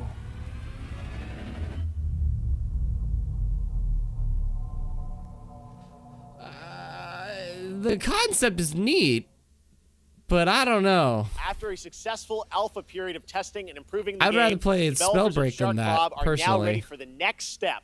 Early access on I think the Steam Ubisoft one looks begins better than that one to me. September 7th. Catch all the details and sign up now at bloodhunt.com. So maybe that's why I don't remember Up it. next, we all love a Because there's just good other battle amusement royales I think park, look and we cooler missed them that I this haven't past played yet. year. Well, now it's time to give you the world premiere announcement of Park Beyond, a brand new take on theme park management simulations from Bandai Namco and Limbic Entertainment, coming in 2022 to PC and next-gen consoles.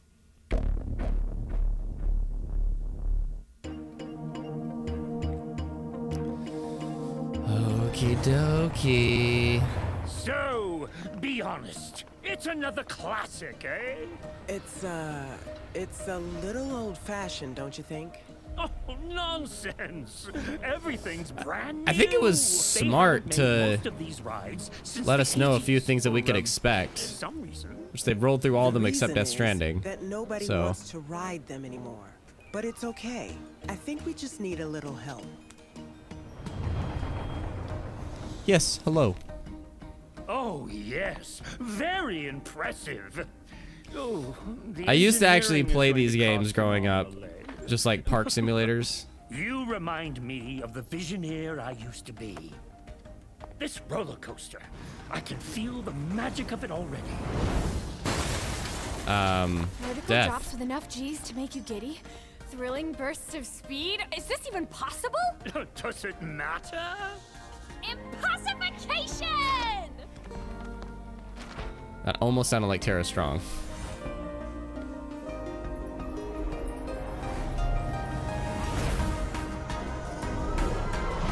Bruh, that's dangerous. That's very dangerous.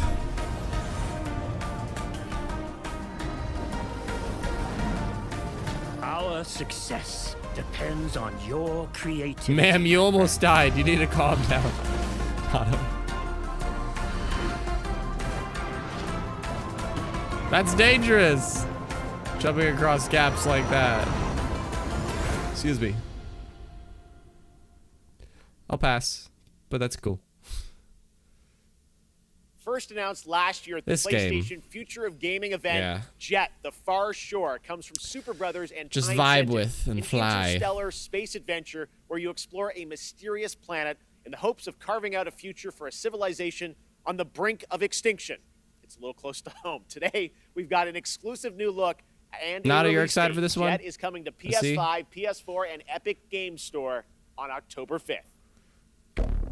Thank God for PC, man, because Kenna Bridge of Spirits I thought was an exclusive PlayStation game, but apparently it's coming to PC as well, and I'm like, ooh.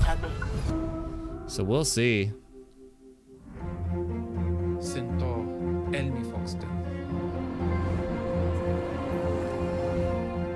One world shone any funds. Lies les nene. Iamist and Faris, Zion Veswa.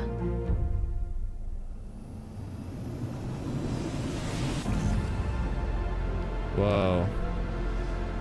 Doizen kashishinto. I should become. Ed Noma Moshten Ben. Traujeniksi Fokatsi Proseb. Seeing some Prey stuff.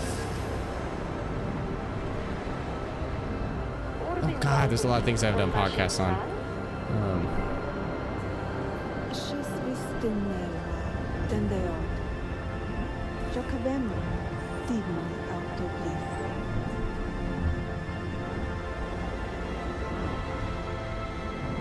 Oh, so you can walk around? Question mark? Hamesta Vantuare. Haha Manfor.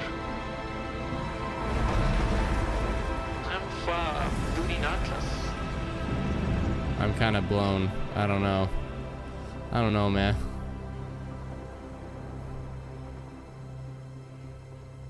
Feels weird picking it up. Yeah.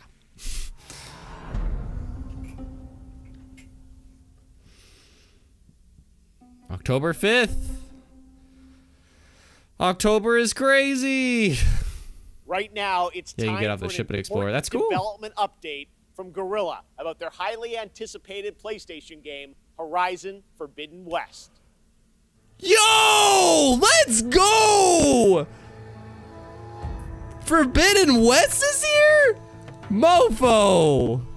Where's Nintendo at? Like, that's all we need. My name is Matthijs de Jonge, game director on Horizon Forbidden West.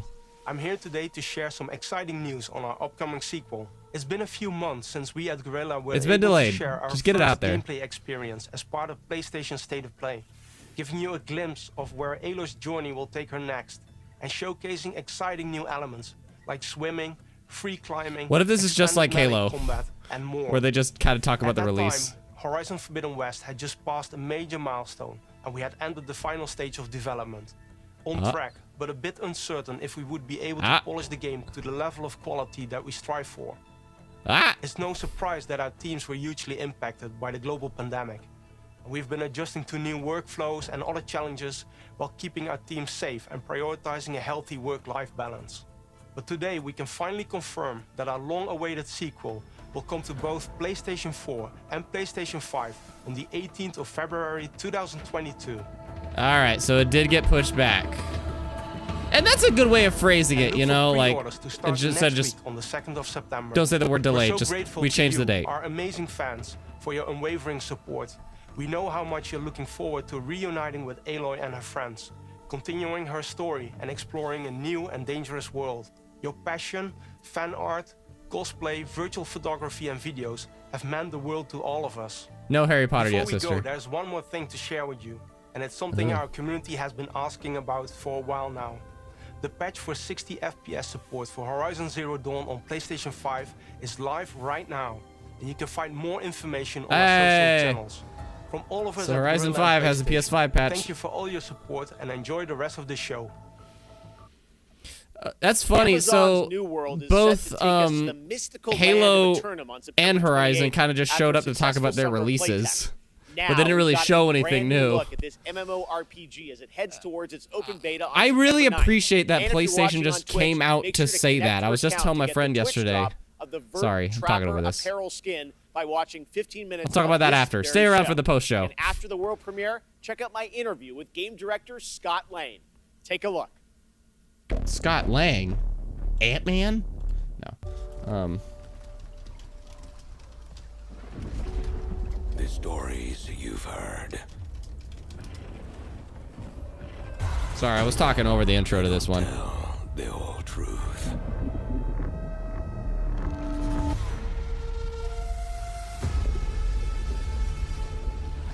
island is indeed a place of legend.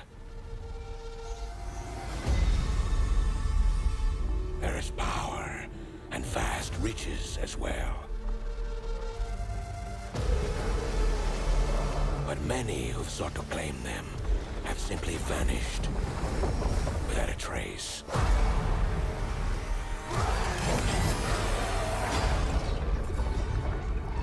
I beat you to the joke. What joke, Capone? What joke? Your ship is stocked and your crew assembled.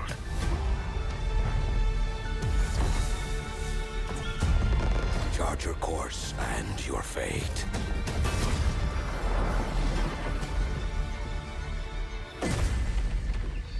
We can pretend. Amazon's MMO? Is that kind of what happened? This corruption must be stopped.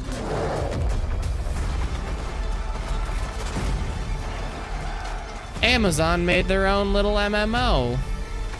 Oh, the Ant-Man joke, yeah. I will say a prayer for the souls of your crew.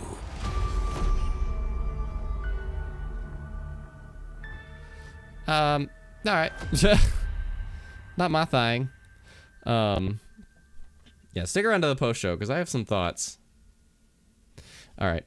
Man, we're getting some weird stuff during the stream. And joining me now is the game director from New World, Scott Lane. Scott, how you doing? The reason I'm muting that is because he plugged in multiple times during the stream. Very successful closed beta test this summer, right? Tell us about it. Yeah, we were thrilled and humbled by how that went. You know, over 1 million people showed up to play, and there were 2 billion minutes watched on Twitch.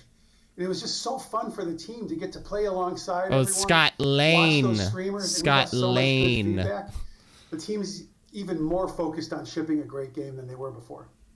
Now, the game is coming out September 28th, but before then, there will be a public beta for fans? Yeah, we're opening it up to the public from September 9th through the 12th.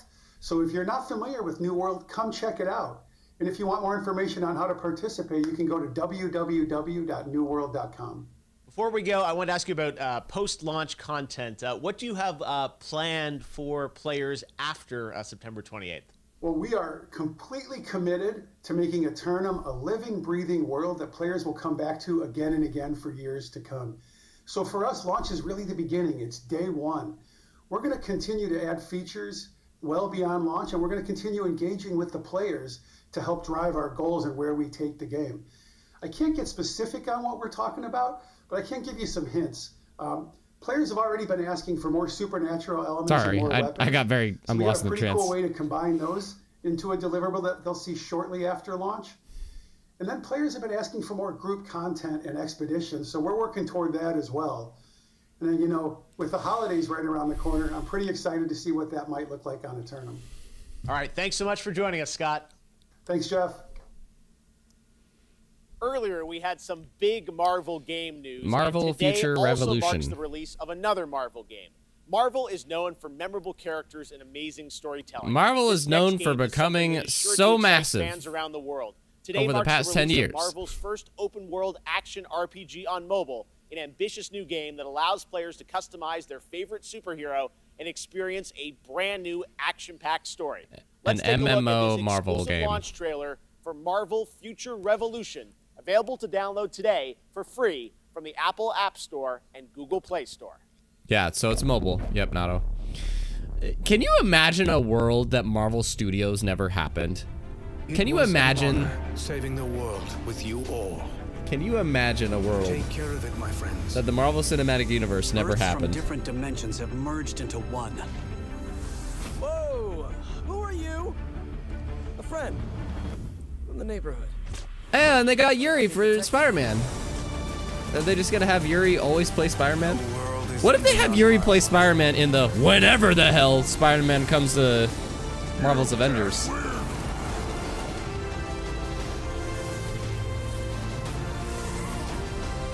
On your knees.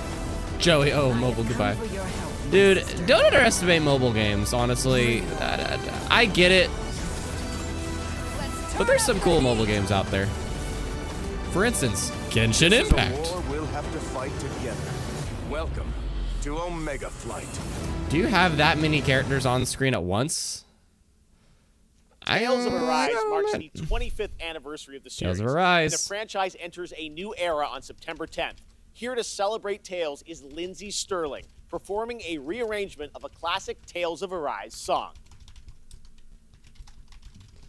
I actually might be interested in that Marvel game because on the go, who knows?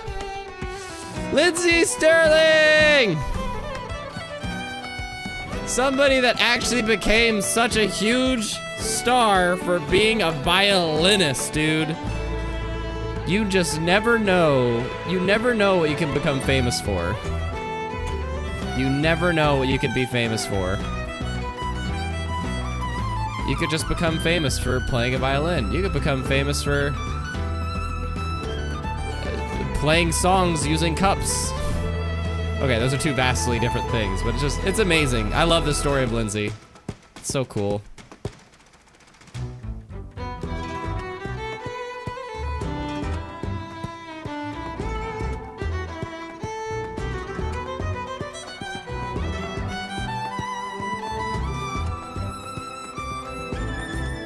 She always gets into her performances too, dude. Like, hey, Blue.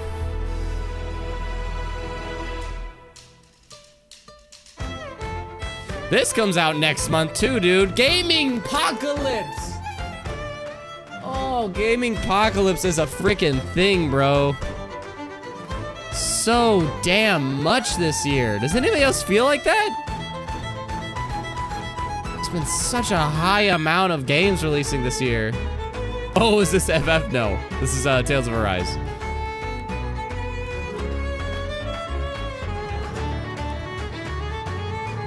Bro, she gets so into the performances. But yes, the song is pretty.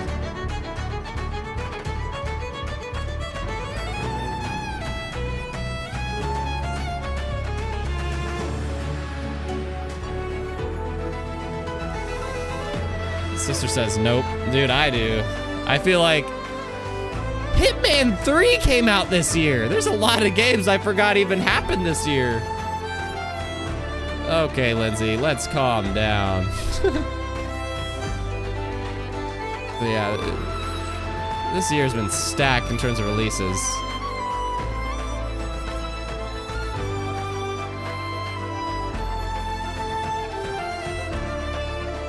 Nano, how do you know that? It's not even out yet. I played the demo. But the demo's not the whole game. The demo's not the whole game. But I hope so, man. The game looks awesome. I think so. But I have to pay for it. Thank you, Lindsay. That was so beautiful. The Tales of Arise demo is out right now. While Tales of Arise brings the Tales of franchise to a new era on console, this isn't the only place where the franchise grows and evolves to. That's right. It's time for a new game announcement. Here's the new For Tales mobile. of title for iOS and Android. Ah, what did I say? What did I say? Tales of game for mobile. Here you go. Hush Keeps, the demo was good. Yeah, but just that's not the entire game, but it gives you a taste of it.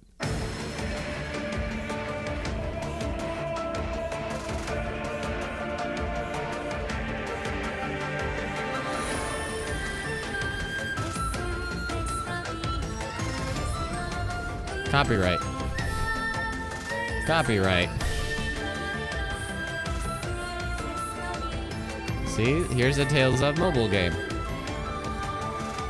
But because it's on my phone, I refuse to play it. Bro, you know what I realized? I did this the other day. Tales of Luminaria. Tales of Luminaria. You could screen mirror to your TVs. If you have a really smart TV, you could screen mirror your phone to your TV. Check out the Tales of Arise demo So, that is available right you know, now. like, that's an entire other conversation, but I just thought of, like, I was like, phones can really become consoles, can't they? God, this game looks gorgeous, I have to say. In terms of anime, like, anime style games, this is probably the best looking I have seen, aside from that one we saw earlier that I have no idea what is. Kanev, whatever. Dude. Yeah. I do need to download the demo. I put that on my list. Download the demo. Best Nintendo Switch game and Best PC game. The Nintendo Switch has become a daily companion for many people. So Joey, you bought the controller instead of having a phone, period! Long train rides next Holy year. shit! These are the nominees. Mario plus Nintendo Rabbids Switch. Sparks of Hope by Ubisoft. So that's not going to be here, or is it? 2022, also by Ubisoft. And the winner for Best Nintendo Switch Game 2021 is Mario plus Rabbids Sparks of Hope. Congratulations. These award categories, they're so like, I don't know. I find it weird. Mario plus Rabbids Sparks of Hope. On behalf of the entire team in Ubisoft, I wish to thank you for voting for us. Do we get more? We are deeply honored by your support and so excited to show you more about the game when the time will come. Winning the prize of Best Nintendo Switch Game. You do phone payments, Joey. You don't have to buy it all at once. You can do it in payments. A lot to everyone working on the project, and we cannot wait for It's you all good. What's done is done. Experience this cosmic adventure. Thanks a lot, Gamescom, and see you soon. And But on we don't PC, get nothing today, every darn it. game, from the biggest AAA productions to the tiniest one-man shows, is just one viral tweet away from becoming the next big hit. Nominated for Best PC Game 2021 are These parts are weird, the man. I up-and-coming don't know. strategy hit Age of Empires 4 by Relic Entertainment.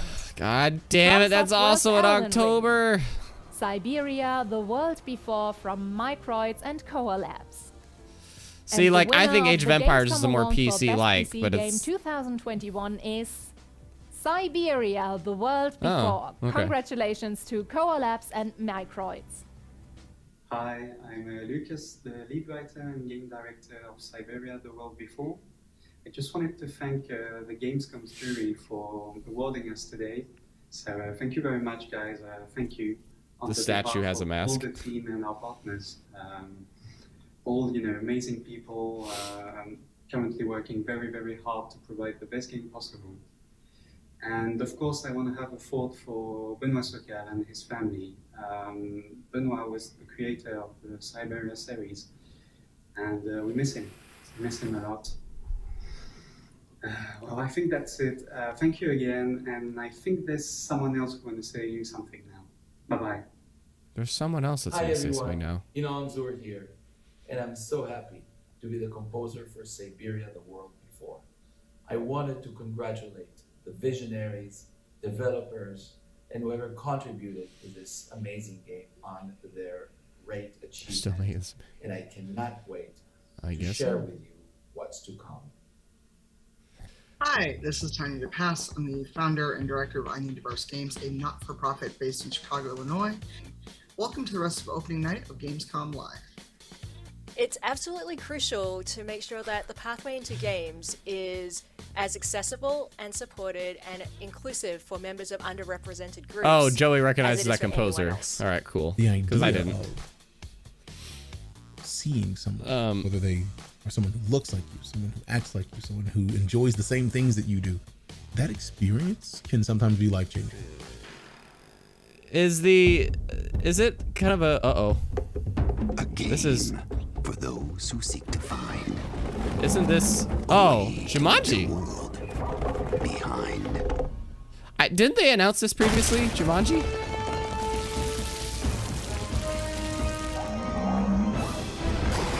Team up and prepare for Jumanji.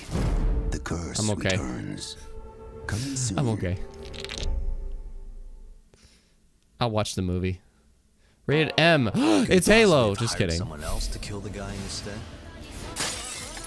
A reminder that this is a I thing. think these lunatics are still hanging around Eugene. Is Saints Row, is that a thing? Like, there wasn't enough customization or something in the past? Why is that in debate?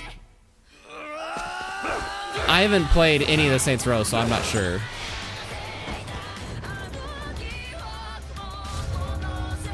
Watch the full trailer exclusively on Gamescom Studio.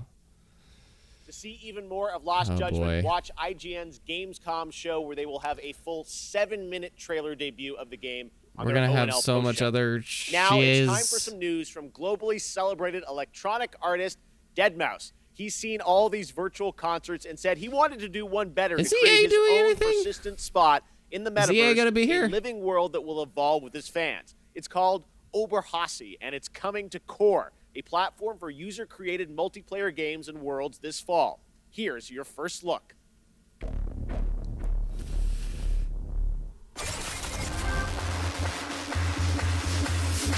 What is up, Fat Rat. Gamescom? This is your good friend Joel, professionally known as Deadmau5. Yes, that is the correct way to pronounce it. Tell your friends. We're here to talk to you all about Oberhasli and Core and bringing game development to the masses.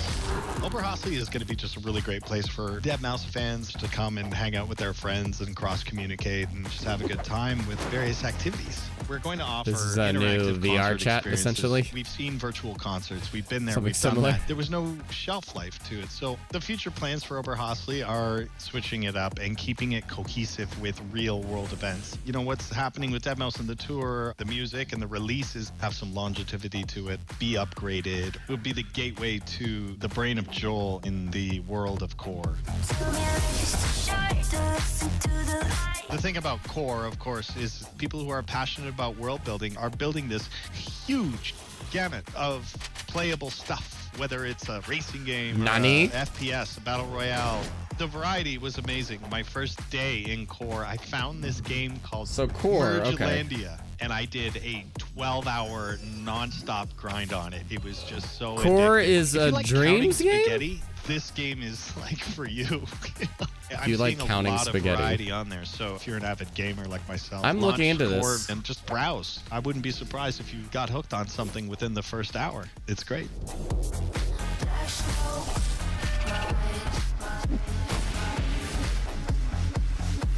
I had no idea this is a thing. I had no idea. Interesting. Dead Thanks, wants Joel. Roblox. And now here's the next big thing coming to Fall Guys. With Season 5 Yay! in full swing, Yay! Disney and Fall Guys are teaming up again to bring the perfect guest to your jungle-themed shenanigans. Did he say Let's Disney? Take a look. Did he say Disney? Who did he just say? So it's just an outfit, so I don't really care about the outfits, but... Oh, Jungle Book. I don't care. But I mean, that's still cool. I probably want the Mowgli one. But, eh. That's perfect for this season, though. That's actually, honestly, really perfect for this season. But, just outfits. That's okay. The Mowgli one is probably the only one. Now, one game that got a lot of attention in June was replaced from Sad Cat Studios. The team is hard at work on the game, but did want to give a quick little tease of their progress and news on that incredible song in the trailer from the Xbox Game Showcase in June. Replace, dude. Everybody, it's funny.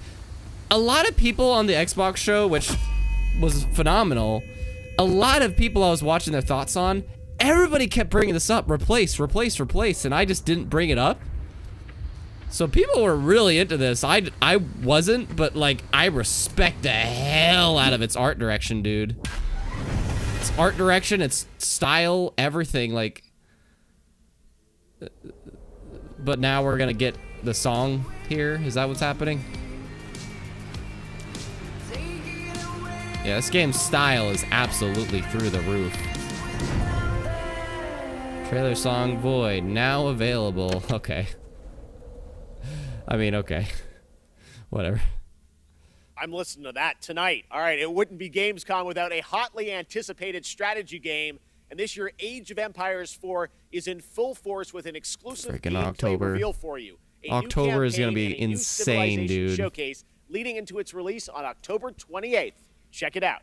I gotta be honest, I'm glad Halo's pushed back to December. Or not pushed back, but I'm glad it's releasing in December. Because, dude, too much shit to play up until then. And that gives me more time to spend with these games before I drop them all for Halo. And I admit, I'm a little bit tempted to try out Age of Empires on PC. A little bit. Into a mighty empire.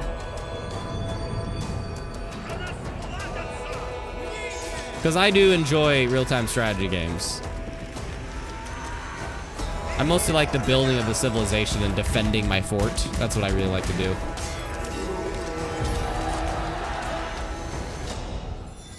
Every empire, no matter how large, came from humble beginnings. Some invested in advancing technology to create the most powerful. I wish it was on armies. Xbox, but it is PC exclusive. Use your resources to rise above the rest.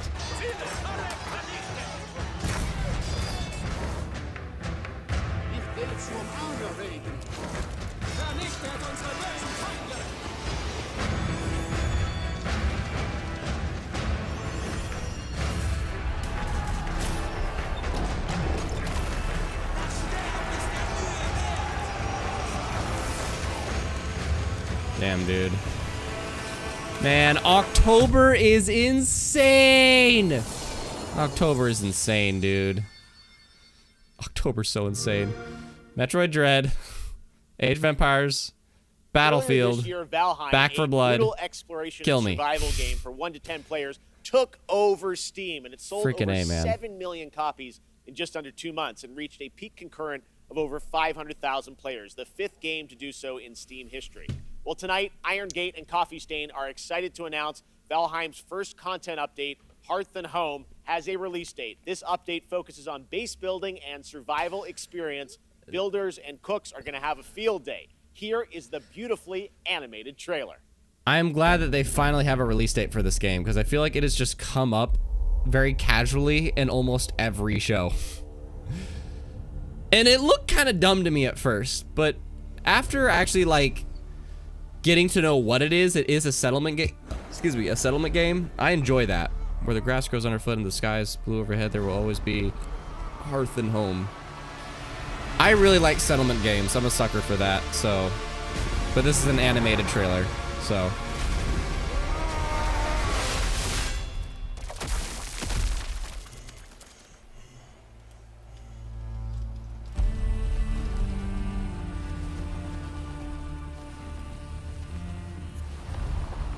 He's just carrying a huge ass head on his back.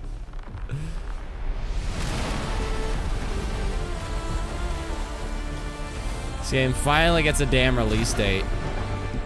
Now you might be saying, how come we're not seeing gameplay? We've seen plenty of gameplay of this game. Gameplay after gameplay. Let's just know when the hell it's coming out, because I'm tired of seeing it at shows. Hope it's good though. Hope it's good. If you say October though, get the hell out of here.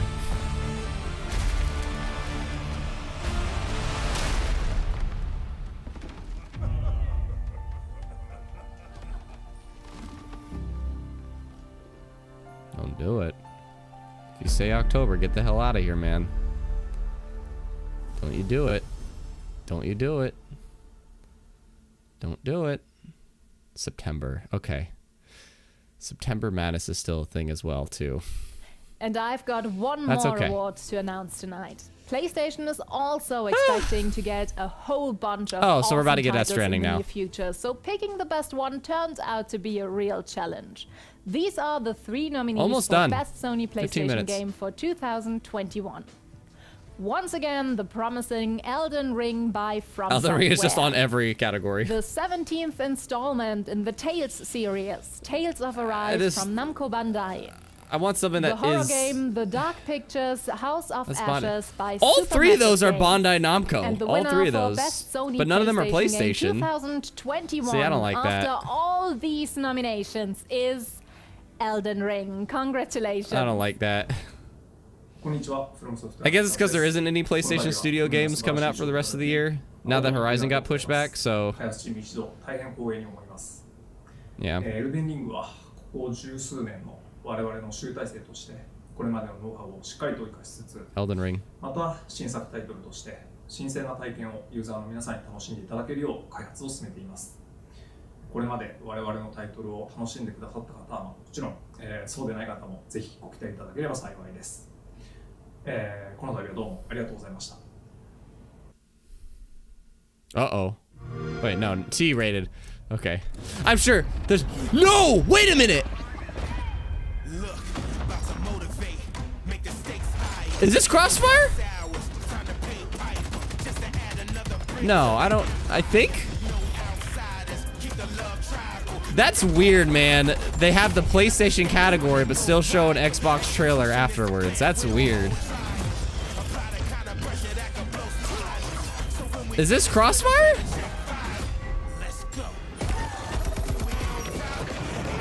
No. What the hell? I think it is.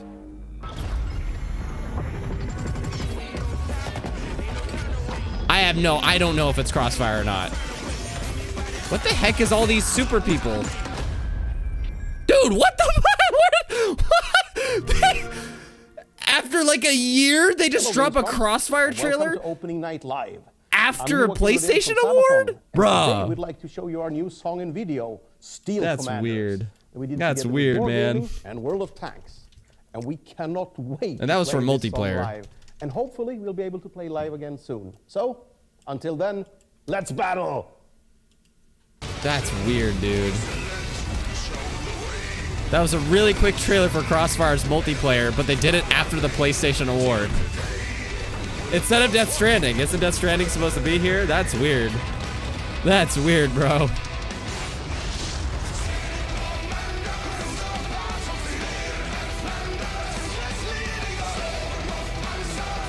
Can I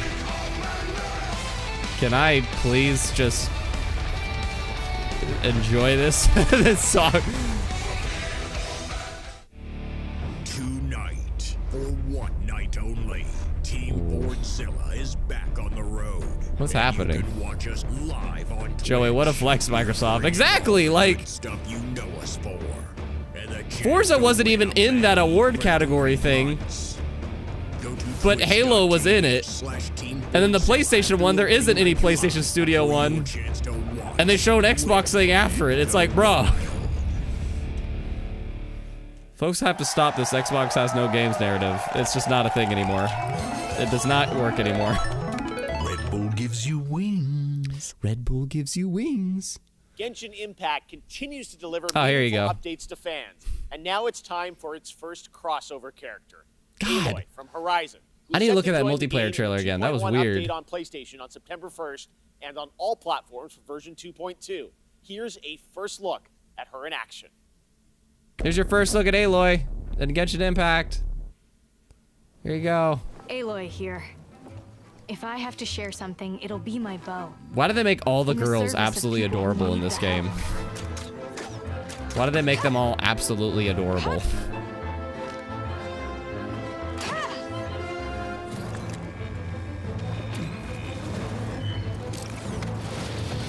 This'll pack a punch.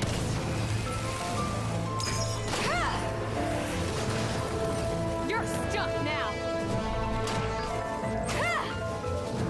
The hunt is Still have not played Genshin Impact. And I'm mostly worried about playing it because I'm worried I will get sucked into this world. Waifus, Keebs. Waifus. Seems like that's what the game's going for, is just waifus. Waifus. And that's Waifus not everywhere. all, Genshin Impact fans. We also have some breaking news to share with you about a special event planned this fall. The Genshin Concert 2021, Melodies of an Endless Journey, to celebrate the game's one-year anniversary. Coming As this a concert. October, here's a sneak preview of the Flanders Symphony Orchestra in Belgium performing a theme familiar to Genshin Impact players. Okay. And Geodude has been very... Started when it first released, have not touched it since. So that's cool.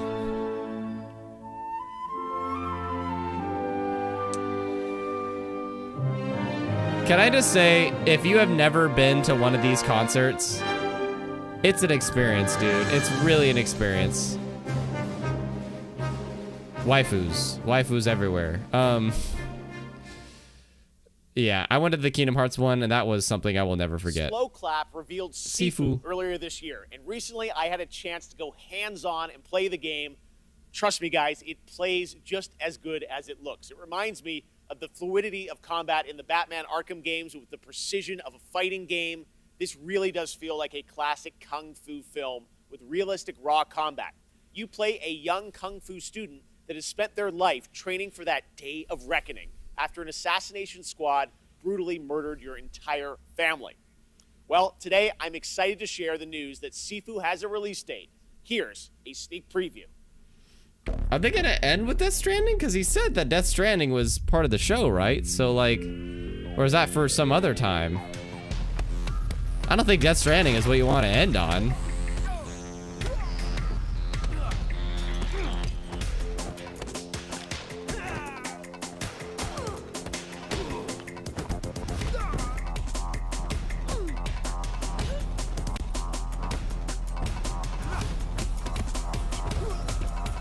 My only complaint is that I don't feel the impacts. I don't feel like I see the impacts, but I don't feel like I'm seeing them as, like, hearing them and feeling them as hard as I should be.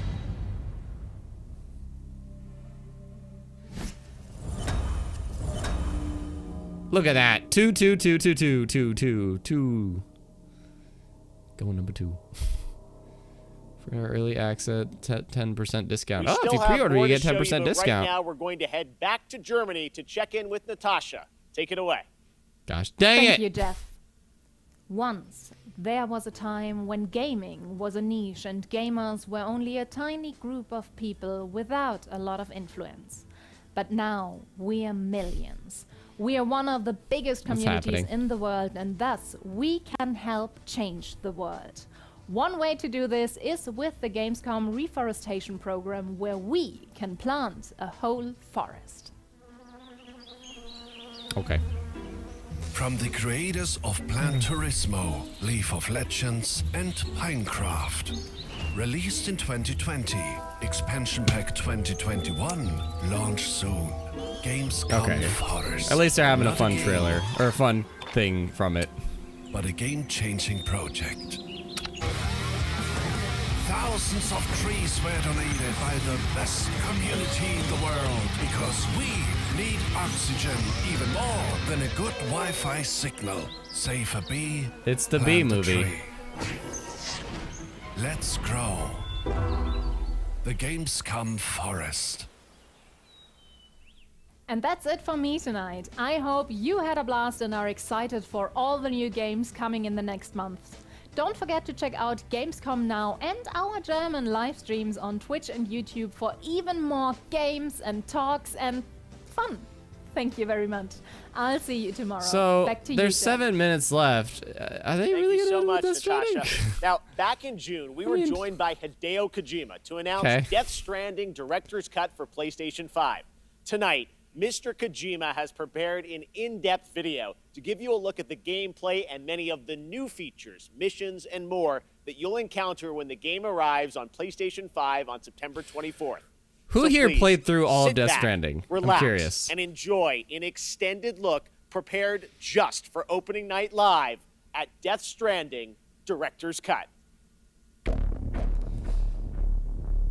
Who here played through all of Death Stranding? Curious.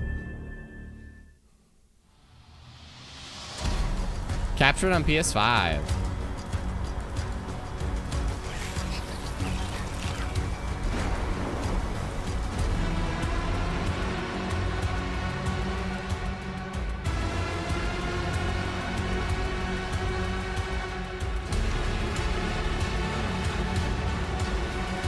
I'm not seeing any responses.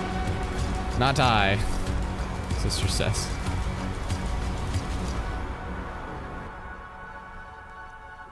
Two people started it but didn't finish it. New delivery support. So this is what I'm excited about, because the thing about this game is I felt like it might become tedious. Bruh. There are now new items that allow for That's so useful. See, that's what I love. This is actually making me more interested now because stabilizers, which features thrusters that help reduce the impact of landing when jumping. You had to do from so higher much areas. before to deliver. Wow. Thank goodness. The cargo catapult, The catapult. is a cannon-like device that can launch your cargo over long distances.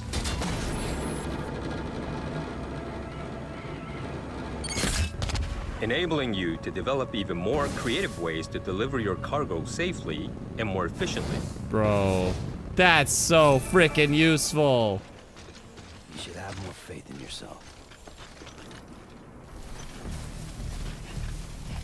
And then just something that Your follows trusted you, partner, dude. The Buddy Bot. That's has awesome. increased capabilities also. If you want to move around comfortably while carrying more cargo, you can rely on Buddy Bot to assist you. That's so freaking useful. Load up what you want to deliver and leave the cargo carrying to your buddy. You can That relax chat was another and think purge about what you plugin. We need have some for the next bots coming in delivery. that just keep repeating messages, and apparently repeating them in different languages.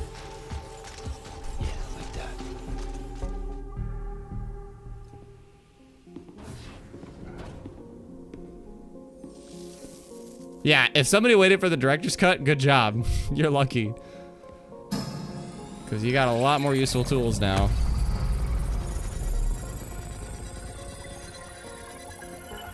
Amazon's taking notes, Topbot.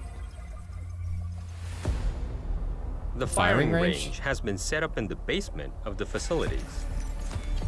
Practicing how to handle your weapons could level up your delivery skill set. You can also train and compete for the highest score.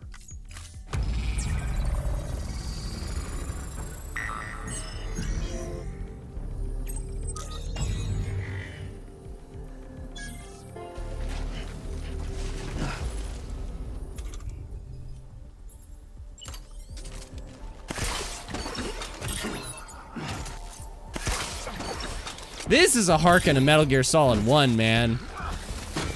Remember Metal Gear Solid 1 and there was all these simulators that you could do, try to get like the best score and whatnot? Oh, I love those, As you dude. progress through the game, you'll also be able to unlock new missions and weapons. Kind of just gives you little challenges to do. I love that. That's awesome. The Maser Gun is one of the new weapons that will be introduced. It has The a few VR different missions, functions. yep. It can inflict sustained stun damage to enemies. Boss battles can now be revisited and fought as many times as you like. in your private room. Hey. That's cool. You can revisit boss battles. That's cool. I love it when games allow you to do that. In fact, I really wish Kingdom Hearts 3 had that mode. Yes, I know you could do like the limit cut episode, but I wish I could like just fight the freaking Heartless boss battles whenever the hell I want. I appreciate any game that lets you just choose boss battles. Your scores will be shared in the all-new online ranking system, allowing you to compete with players from around the globe.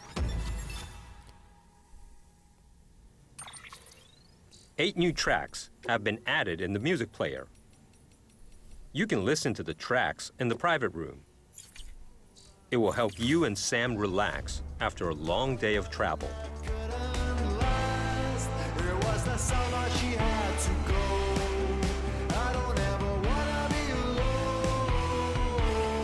Copyright.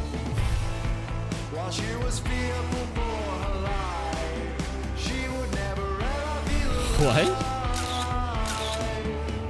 Was this in the original game? Was there a photo mode?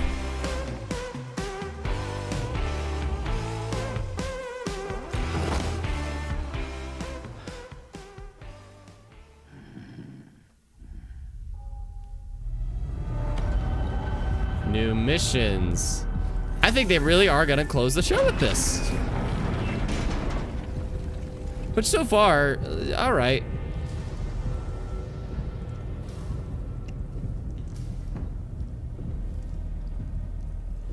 Yeah, but not this detailed. Gotcha, the photo mode.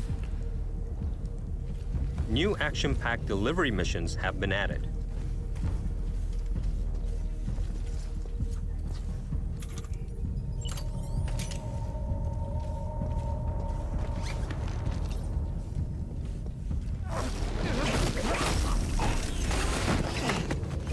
Excuse me? Did he just use like robotic tech to do that? Because he did not move like a natural human. What truth will Sam unfold in the mysterious facility?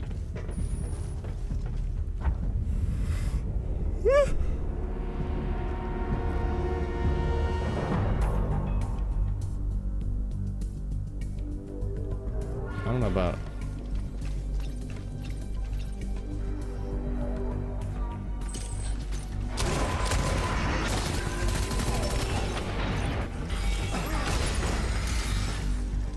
Throw a freaking suitcase.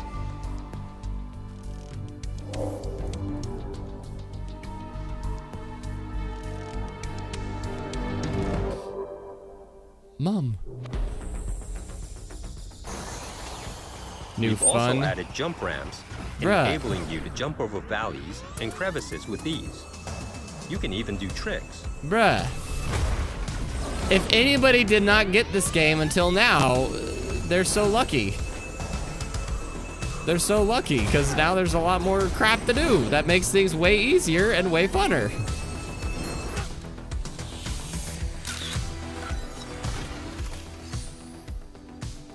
Dude. There is a new racetrack.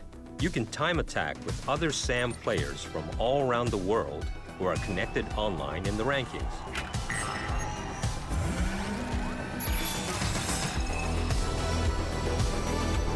So, like, you don't race other players live, but it's like you're racing their simulated scores. That's cool. It's a lot like Ori, actually. Ori and the Will-O-Wisps.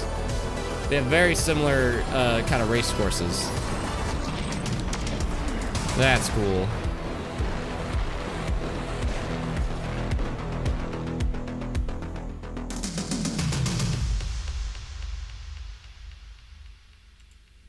What is with these bots this stream, man? I'm gonna give it a moment, because it's only when they spam shit that I'll mute them.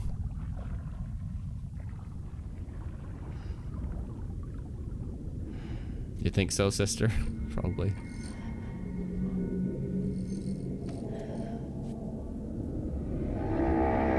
Wah! The hell was that?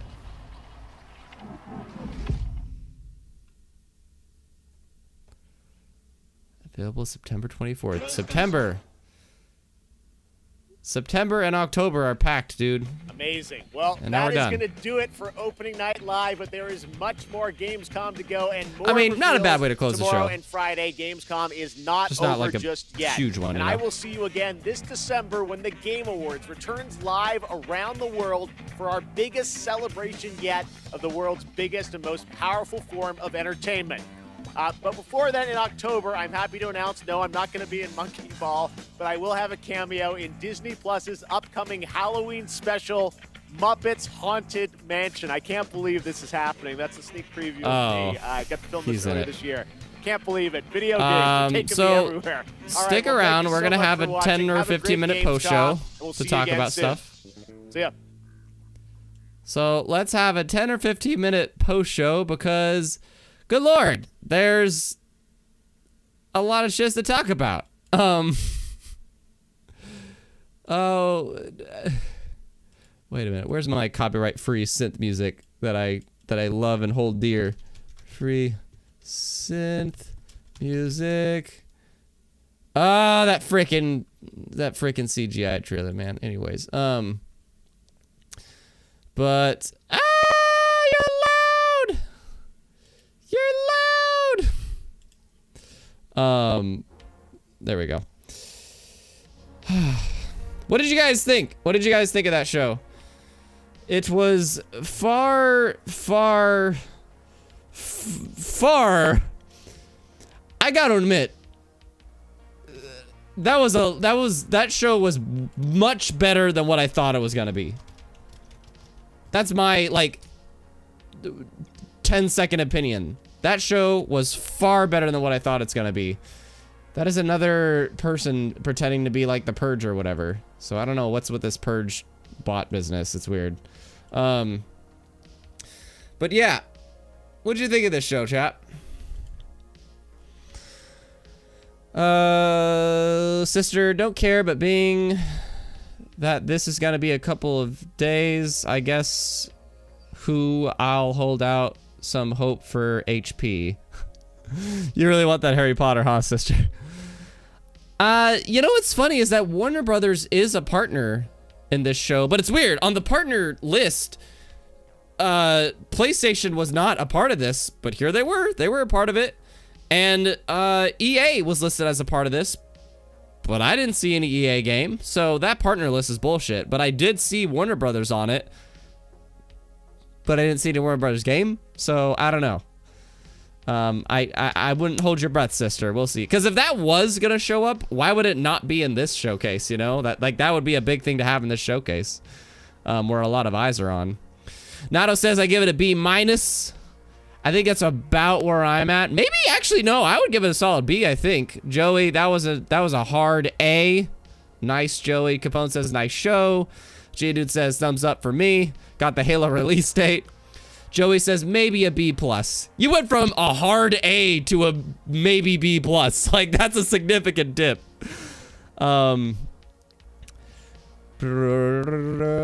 Sister, yes I do.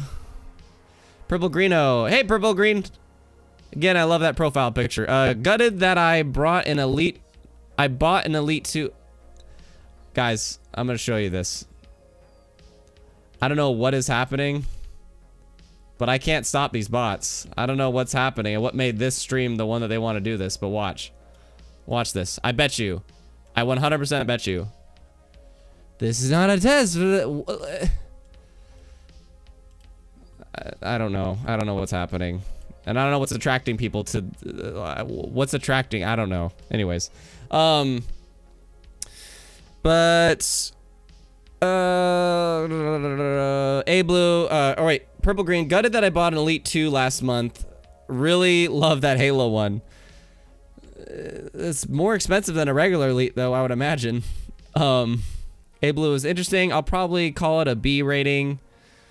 Dodpot, overall pretty okay. Great to finally get a release date for Halo. While I was indifferent about the trailer, the look of the city and overall feel has my hopes. Yeah. Capone busy days ahead. And at this point, I think the WB likes sabotaging itself, maybe. Joey, oh yeah, me and Geodude snagged ourselves some sweet-ass controllers. Yes, you did. To me, I think this show was no less than a B. Like, I think it was no less than a B. I think it had awesome pacing. The pre-show was really cool. Honestly, if some of the trailers wiggle... If honestly, instead of the award parts of the show, because I thought those nominees were really weird, if instead of those award part of the show, they put in the stuff they put in the pre-show into the main show, this show would have been lit, dude. That pre-show was good. But I think the show was no less than a B. I don't know if I want to put it at an A. I don't think I can. It's either a B or B+ in my opinion. Like 8 out of 10, somewhere around there. Maybe not quite a 9.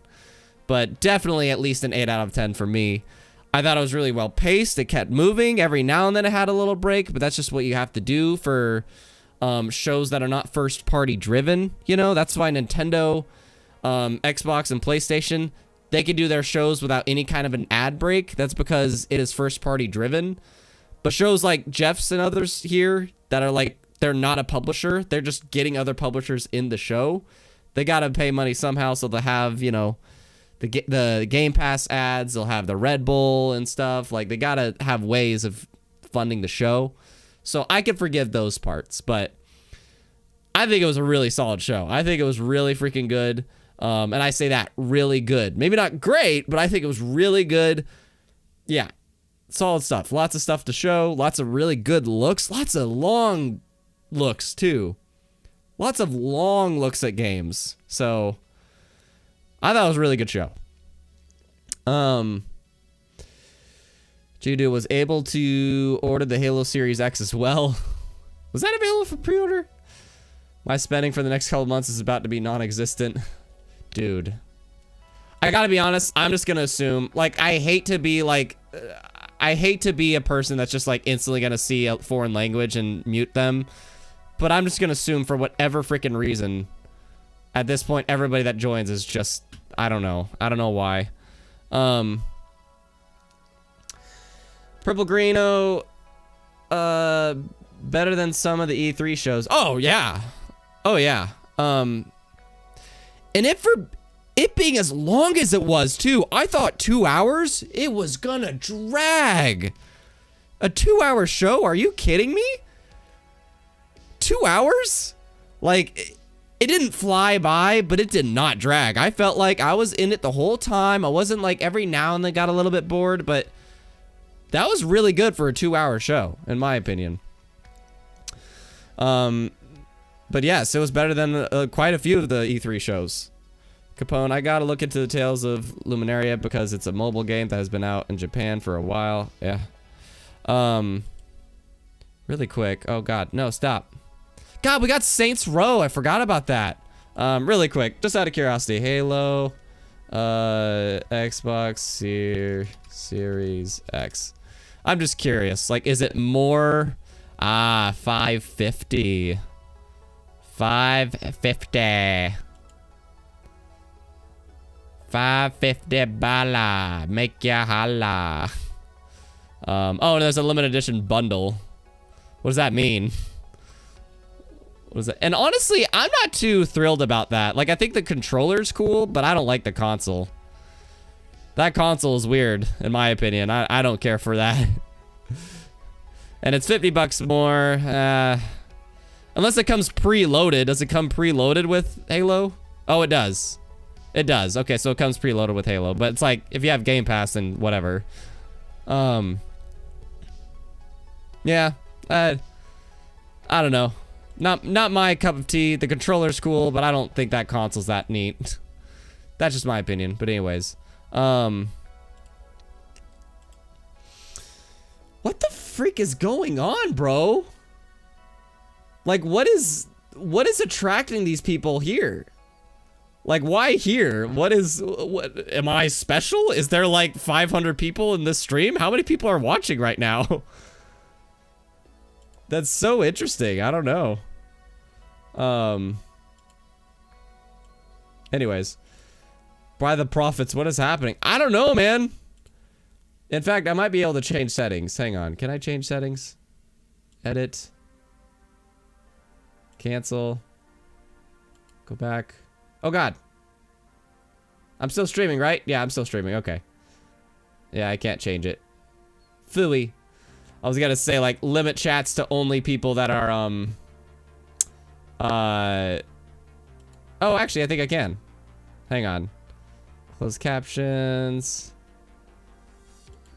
I think there's an option I can make. So if you're not a sub and you're here, make sure you're subscribed because I might be able to do a thingy that only subbed people can send messages. But I don't know. One second, let me just check this because I'm tired of seeing that, dude. Comments and ratings. I think it's because I'm already live that I can't stop it. So unfortunately, if you see a message, you know exactly what it is. You know exactly what it is. It's just telling you this is not a warning. The annual purge has begun. The government just all of a sudden said it was a real thing. Goodbye. We're all dead. Yeah. Okay. Have fun with that. Excuse me. Yeah. I think it's because I'm live, so I can't stop it. Anyways. So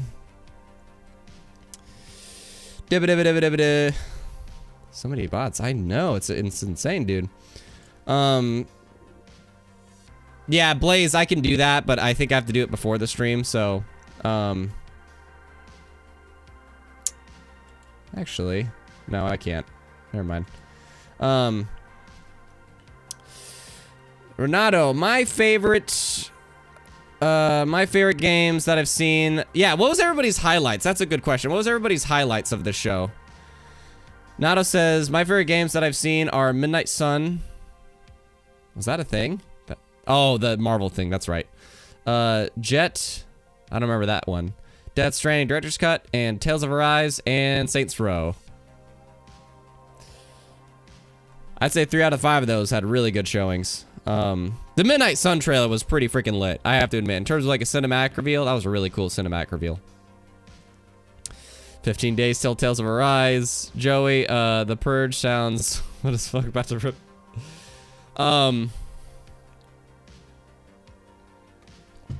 My highlights was... Believe it or not Halo. Because Halo and Horizon Forbidden West... Like, those are, like, PlayStation and Xbox's 2, like, I would say that's their biggest, holiday releases. And Horizon got pushed back a bit, but Halo is pressing on to give a polished campaign and a polished multiplayer. And I really wanted to see that gameplay of the campaign. We have not seen gameplay of the campaign since July of last year, and people weren't too happy about that gameplay. So it would have been great to like shut up all the bad news and say, hey, instead of the cinematic, trust us, the game at least, you know, we know you guys are pissed about Forge and co-op, but trust us when we say the multiplayer, which you've already played, is going to be damn polished, and people were praising the multiplayer when they played it. But here's the campaign over a year later, and look how solid it looks. They said in the update last week that they don't want to show the campaign until they are like done with shutdown. But man, I wish they surprised us with it. I really do, because otherwise all this was the cinematic intro. Really cool cinematic. Really cool cinematic. But I wish that they showed the campaign. That's all. But otherwise, they made people excited. Here's a release date for Infinite, and here's some stuff we're doing to celebrate the anniversary. So that's cool. But it wasn't a highlight to me. The highlights was that anime game. Where was it? Here's my list. Saints Row. I thought the Saints Row trailer was really cool. I'm excited for that. COD Vanguard, dude. COD Vanguard. That was a really impressive showing. I was really surprised by that. Cult of the Lamb, actually, that was really cool. I thought that game looked really neat. I forgot. I don't remember what the game was, but that's a thing. This is what it was. DokeV. That anime game. DokeV, that was bonkers. That game was insane. I don't know. And oh yeah, CrossfireX. Like, that was out of nowhere. I did not expect to see CrossfireX here, but there was. So that was a really very random surprise. So those are probably my highlights. If I had to say my biggest highlight, believe it or not, it's probably Saints Row. Like, I thought that Saints Row cinematic trailer was really fun. Plus, they showed like little glimpses of the gameplay. I thought that was really cool. What do you guys think? Blaze, honestly, the new Death Stranding content looks really good. They are finally adding content to the game. It does, dude. That Death Stranding thing, I think it was an alright note to close on. Like, could there have been a better one? Sure. But I think that was it was a very nice showing of the game, and that's what I appreciate. Capone says, Tales of Arise, and Tales of, and seeing more of Age of Empires. Age of Empires, man. I'm hoping I have time. Like, for August, The Ascent was the game that I was like, if I have time, I would like to play it and try it. But it's not a priority. That's how I feel about Age of Empires for October. If I have time, I would like to try and play Age of Empires, but it's not a priority, kind of a thing. Joey, Halo, Vanguard, surprisingly, he says. Saints Row, those would be my top three. Yeah, I probably align with you a lot on that, Joey, on those three. Dotpot, I really want to see campaign gameplay as well. There's no comparison from the first demo. Exactly. They need to have a comparison from that first demo to really make people feel like, holy shit, this is way better. Purple Greeno, disappointed at the Far Cry 6 characters. The mocap / avatars look really ugly. That's the thing about... See, the thing is, when you look at Far Cry 6... Please look at the gameplay trailer for that game, because there's a trailer that's like, it focuses on the gameplay, like the first person aspect. And that looks sick. That stuff looked really sick. Like, the game visually looks stunning. It feels super smooth. It's really punchy. The things you can do are cool. But whenever I see the story cinematics, I'm taken out of it. So that's why I was like, just focus on the gameplay, because honestly, these story cinematics do not look that good to me. That's just me. You could have freaking... People are stoked about that actor, but I'm like, dude, two of my favorite actor and actresses of all time, Natalie Portman and Christian Bale. If they were in this game, but the cinematics look like that, it doesn't matter. Like, I don't know. That's just me. Alvin, whatever games they release, I hope they give us smaller controllers. A game controller is like a oversized keyboard to me. Smaller controllers.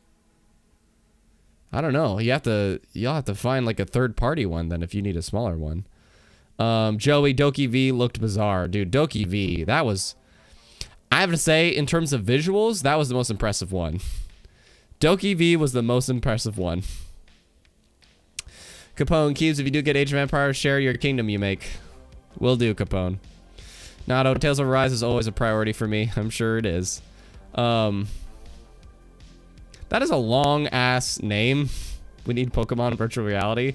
Seriously, that DokeV thing, if there was a Pokemon or Digimon game that looked like that, I would be through the roof. Geodude, Halo Infinite comes with a steelbook if ordered at Target. Is that true? Halo Infinite steelbook. Yeah, now that we have the release date, now we're going to start seeing some pre-order stuff, to which Best Buy, by the way, Best Buy had a really cool one. Where Best Buy will have a steelbook. Yeah, I think Best Buy had this cool thingamajig where you could get kind of like, that's the closest thing to a Legendary Edition, where you can get a steelbook and an action figure. Like, that's probably the closest thing to a Legendary Edition, but I think Best Buy is doing it too. But anyways, Purple Greeno, completely agreed. Nato, DokeV is fake, don't believe it. I feel like it is, Nato. That game seems so fake to me. I'm like, whenever I see any game that just dives into the Unreal 4 engine that looks like super wobbly, it always seems like it's fake. But that game was like a fake looking game that apparently is real, and I appreciate that.